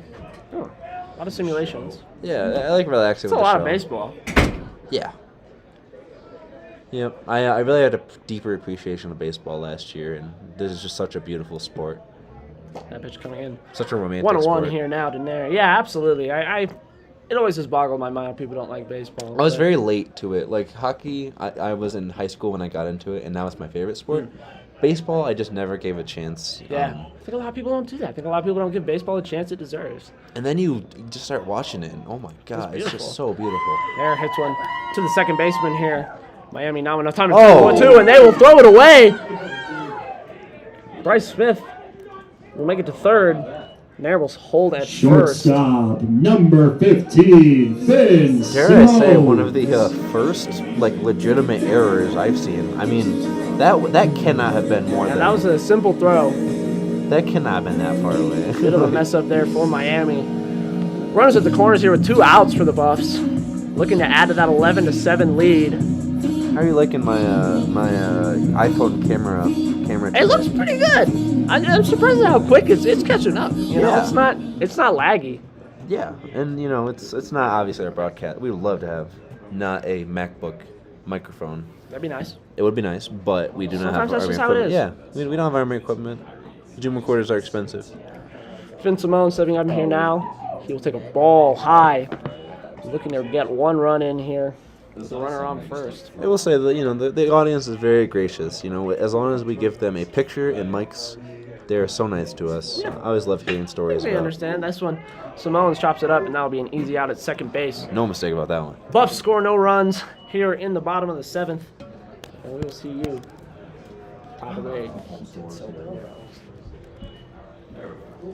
Done more, had some passes batted down, some overthrown balls, but overall, he looked pretty good in the system. Didn't show too much of that creativity of the go-go, but you saw the elements of it. You saw the staples, the 2 running backs on his hip, the quick passes, the throws in space, and some solid runs as well from Damian Henderson, but also the defense making some plays as the scrimmage wound down.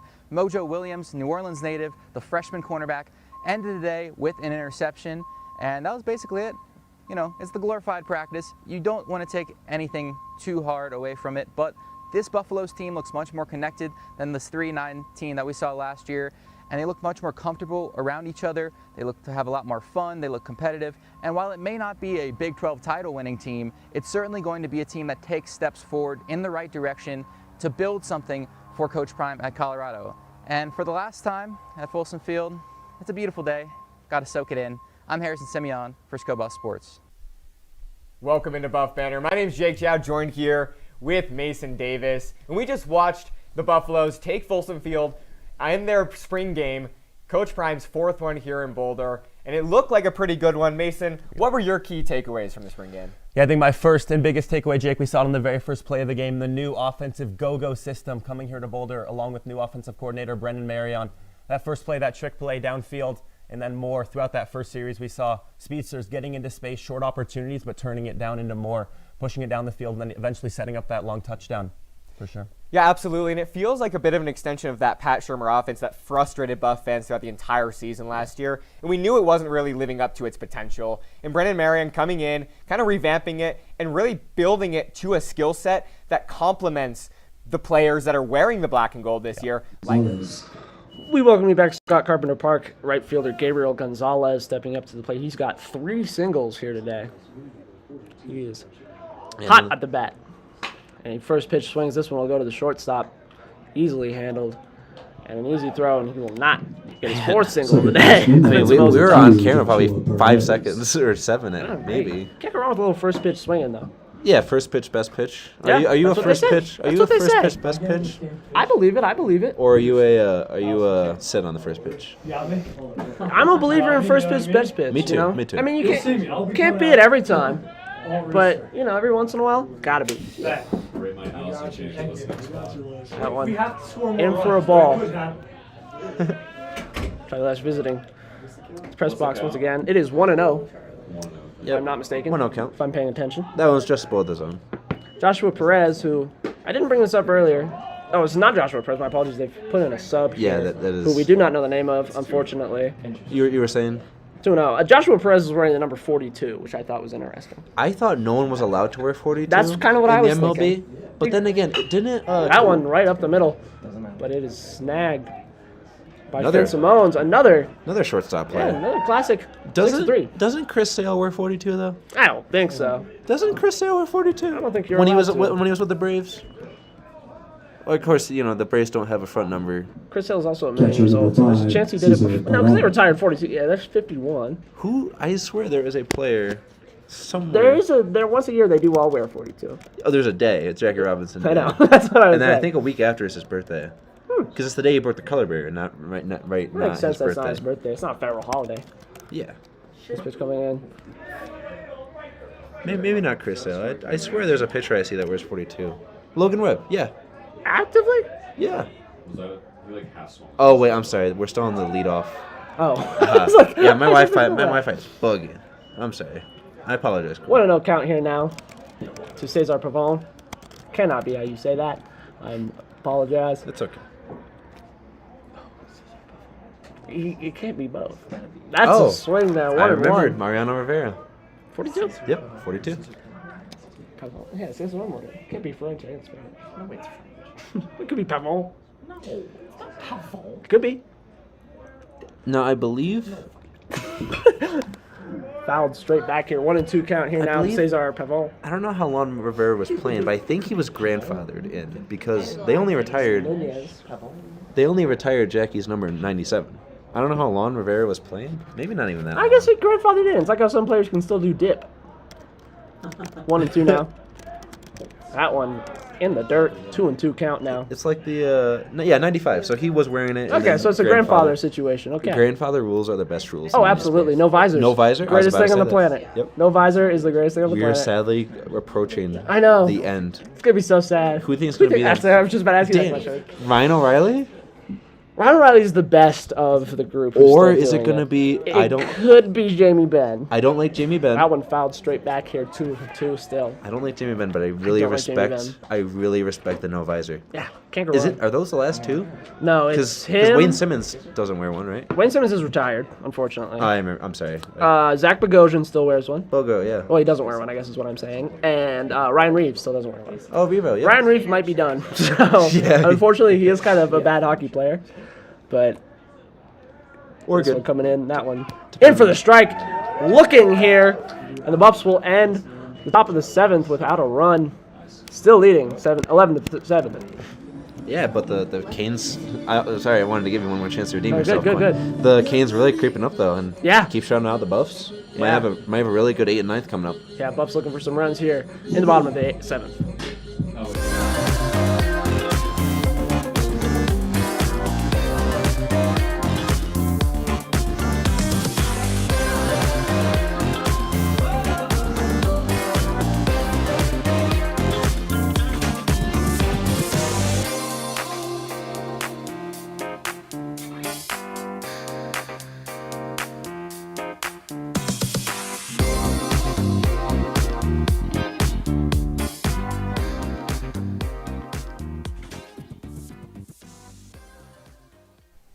It was another successful week for the lacrosse team, kicking it off with another win again at home against Cincinnati on Saturday. Senior attacker Maddie Shoup led the game with 5 goals, and junior attacker Rachel Kennedy scored her second consecutive hat trick to carry the Buffaloes 10-5.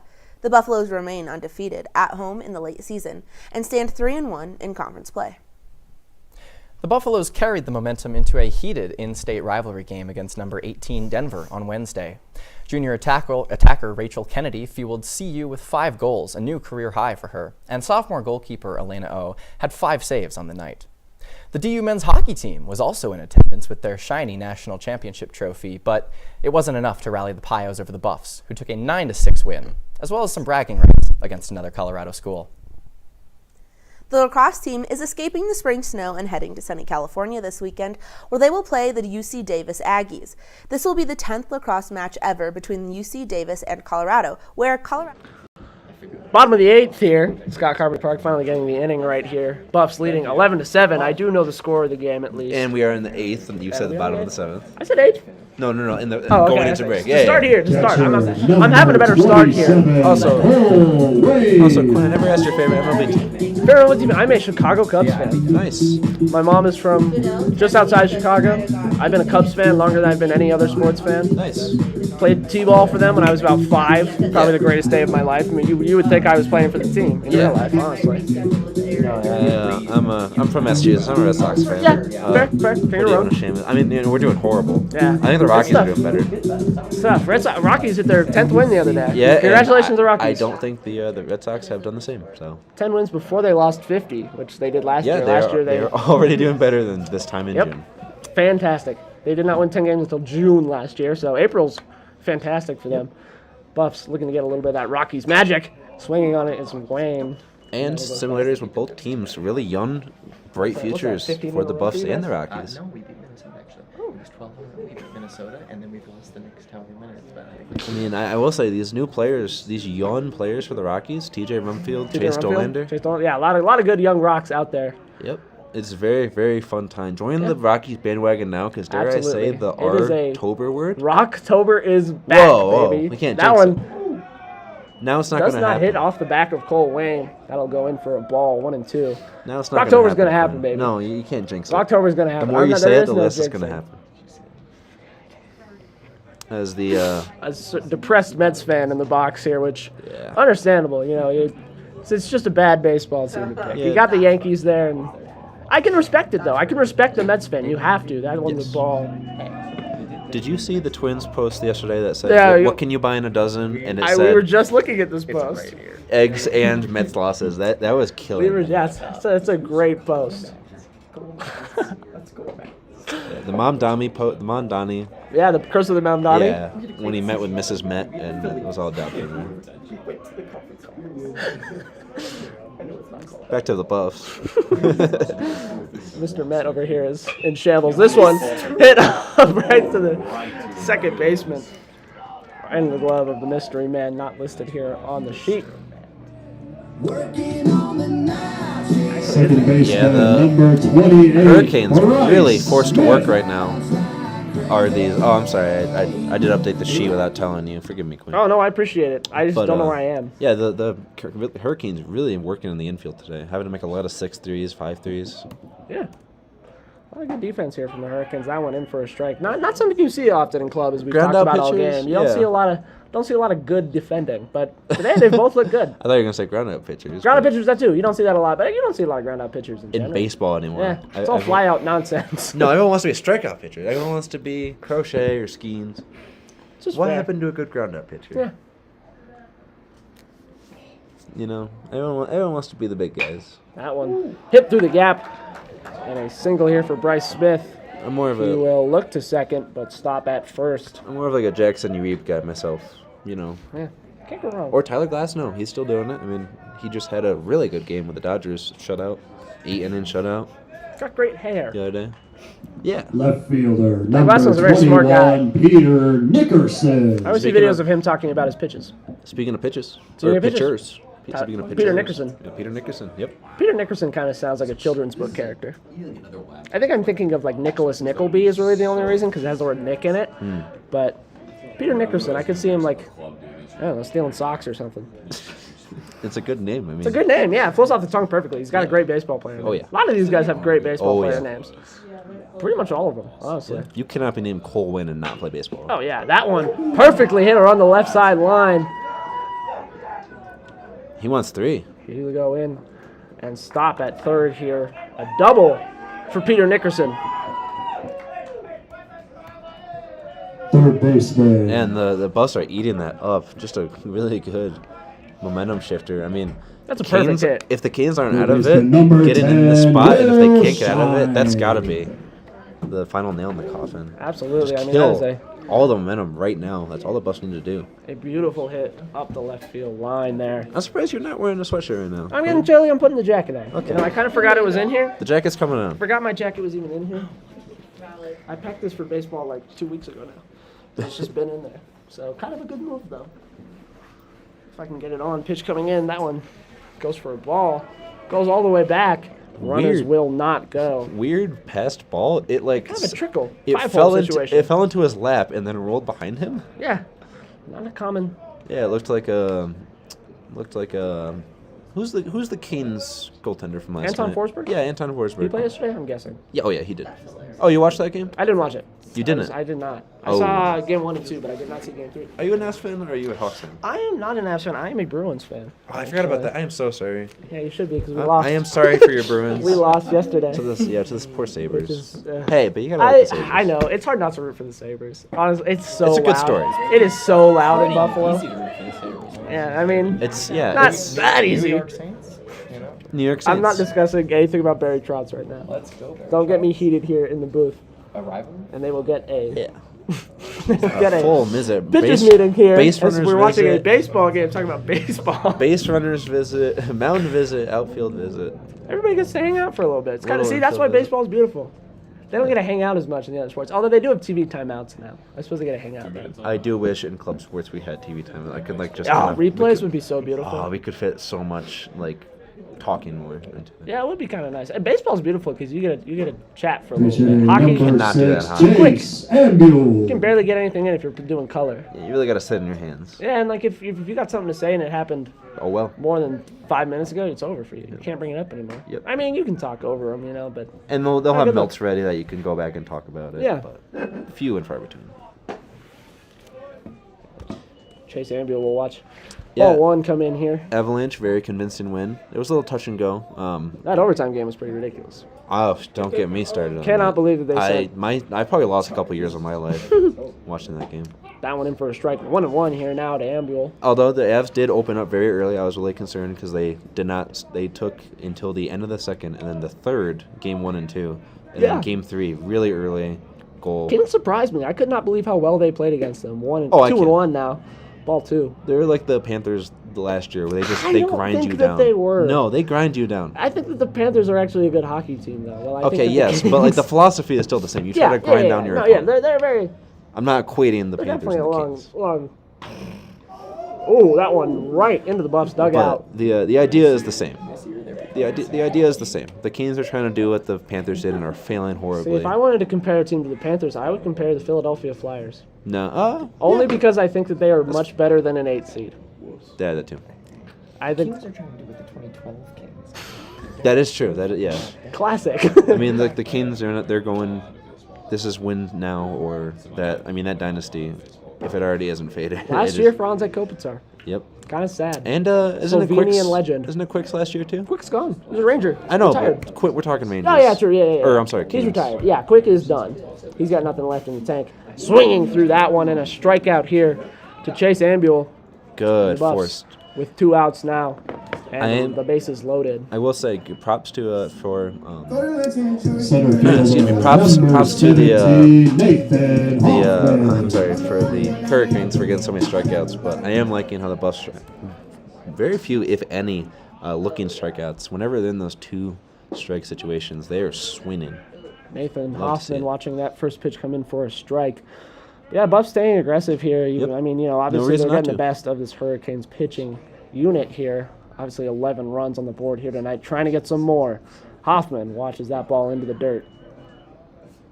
Oh, this migraine just will not go away, Quinn. It's too loud. It's because Kieran will stop yelling. It was very loud in this press box earlier. I'm sorry that we have the speaker mic, so y'all probably heard all of it in the first 2 innings. But we figured it out. It's all right now. That one well outside. 2-2 count now. 2-1. Sorry, my apologies. Nathan Hoffman will look up and be patient here with this at bat. Yeah, I like the philosophy at the at-bat right now. Full count, don't want to... Or, I'm sorry, bases loaded. Don't want to force anything he's shown up. This one's swinging. That ball will go foul. That wasn't convincing anybody. I don't think anyone in the infield moved. Nearly right into Bryce Smith. Isn't a runner considered out if he is in fair territory and gets hit by a ball? In fair territory, yes. Or, yeah. So that's why they dodged the... That's why they Crazy. dodged the... I mean, it makes sense because otherwise they'd just be smacking it out of the air every time. But yep, that was probably not every time. 2-2. Hoffman connects, pops it straight up, and this looks like it's going to end the inning here. Communication and they're able to get it done, and the pitcher will catch it and end the inning here. Buffs unable to score with bases loaded, still up 11-7, going into the top of the ninth, looking to end this ball game. Lack of size, new photos revealed Julian Lewis and more took it personal. And by personal, we mean steroids. Look how buff these Buffs are, finally putting the big in Big 12. Come week 1, Georgia Tech won't stand a chance. Well, just like we're ending the semester here at CU, so too are we wrapping up these live shows at ScoBuff Sports. But next week, we have a very special episode, and that is our final show of the year, and most importantly, our senior send-off. And personally, I'm excited to hear all the kind words about me from the rest of the club. And I can't wait to cry while I'm recording my send-offs to you all. Unfortunately, our time together today has come to an end. But, as always, you heard it here first.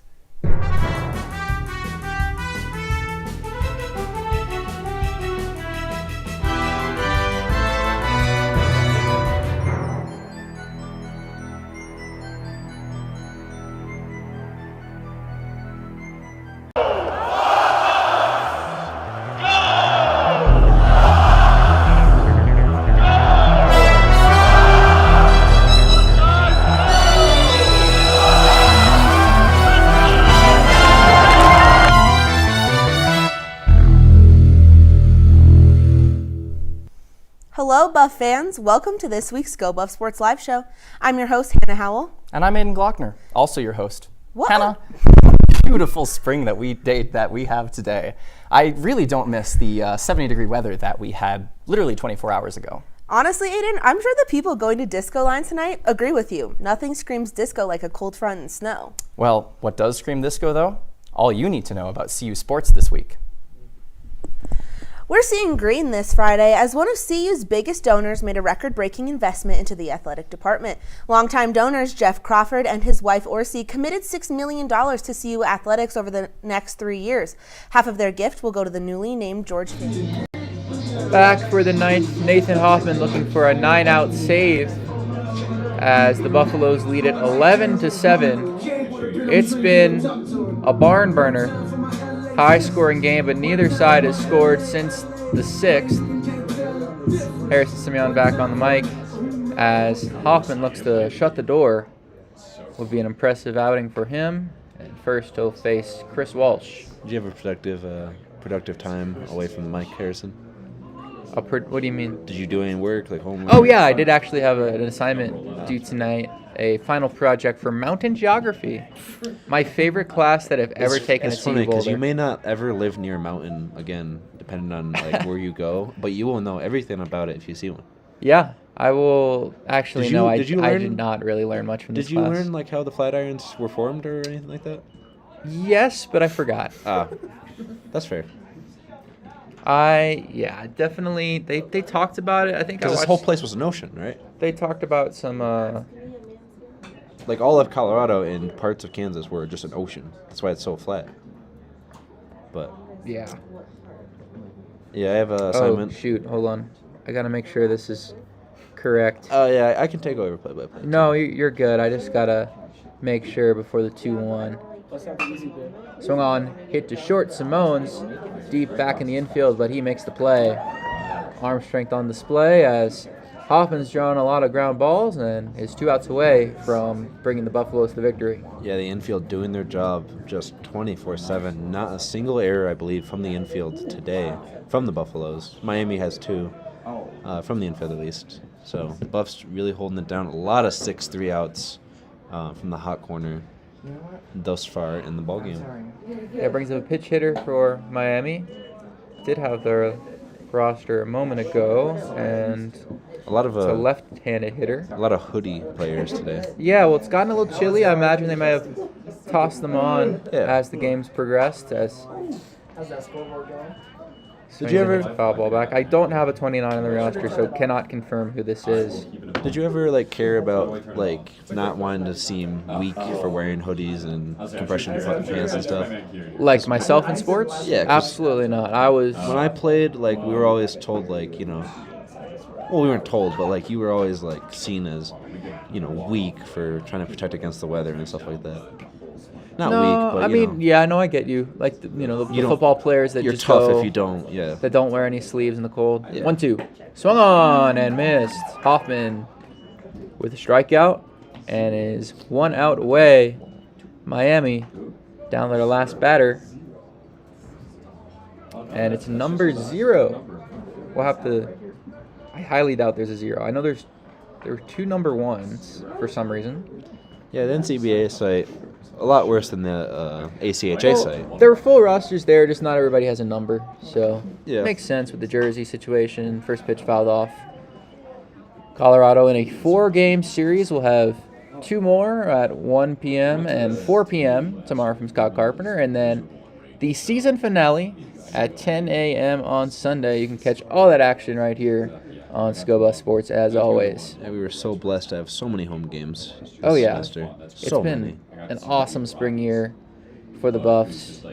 And then throughout wins and losses, just a lot of home cooking. Your final thing ever for SBS will be that game Yeah, on Sunday. I was hoping to throw out the first pitch. Who knows now? I don't know. 1-1. We'll see. Hopefully, that'd be a fun experience. You can't take away from all the 4 years that you put into the club teams here. Regardless, it'll be a blast. It's been a heck of a ride. It really has. The 2-1 from Hoffman. Swung on and missed. It was a One really- strike away. Really eventful day, my second day of the presidency. I feel like Joe Biden after January 6th. I think it's a good time to bring that up because we don't have to open the can of worms. One more strike. The 2-2 in the dirt, full count. Yeah, I'm talking about my girlfriend's birthday, January Oh. 6th, 2002. Oh. Why are you being mean? Well, no, I'm not. It's not January. Yeah. It's certainly been a day. If you are waiting for a show, though, we will be there on Tuesday. Swung on, half swing, over to second. Smith catches it on a hop and ends this game. Buffs win 11-7. The final, shutting down Miami late. We were up 7-0. Allowed Miami to claw back, but just maintain the edge and takes the series opener. Final score, Colorado 11. And we'll look to finish the season strong tomorrow and Sunday on senior night. They take the victory over the Hurricanes. We thank you for your attendance at Suits Field at Scott Carpenter So, Park this evening. CU defeats the U This series between the Hurricanes here at and Scott the Carpenter Buffalo Park. Bills. We will And see for you everyone here at Scoba Sports, too many people to count. Yeah. Alongside Nick Evans, I'm Harrison Simeon saying so long from Scott Carpenter Park, and you heard it here first.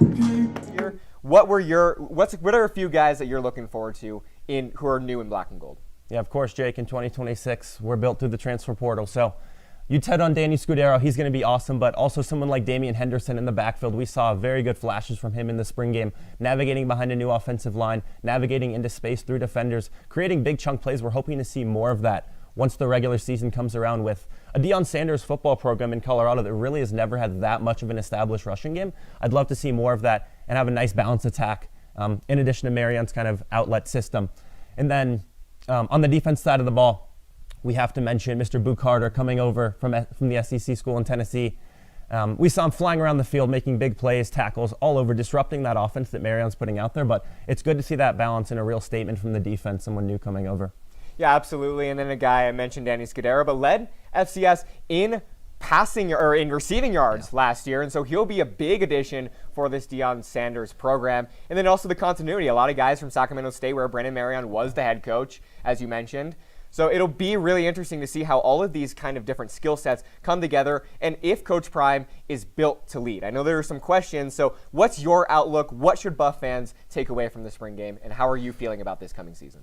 Yeah, at the end of the day, I think it comes down to I'm feeling optimistic. I was a part of Deion's press conference, and he was talking some medical issues, different things he's felt from the program, but I think especially compared to last season where it didn't go well. We saw a 3-9 season, but I think there's real things Buff fans should be excited about because there's change within the program, not just with the players, but with the coaching staff and with that outlook that Deion's putting out in front of the press conference, even here in the spring, not even far away from the season. There's still much more to build on, and I'm excited to see it because I think there's a lot of potential here. We saw it 2 years ago. They took a little of a gap, but I think we can respond, do better than 3-9, and put out a product that Buff fans will be more happy to see this year. Yeah, absolutely. I think there's a many reasons to be optimistic on this Buff squad. But I'm a little worried about Dion. You know, he had some health issues.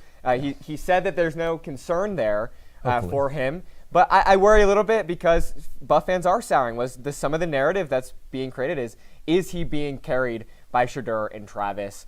And I think this is a make or break season for Dion. If Buff fans don't see a bowl game, we could see, with the new athletic director, a new football head coach as well. But I agree with you. There's a lot of reason to be optimistic. There's no reason to hit the panic button or even call for Dion's job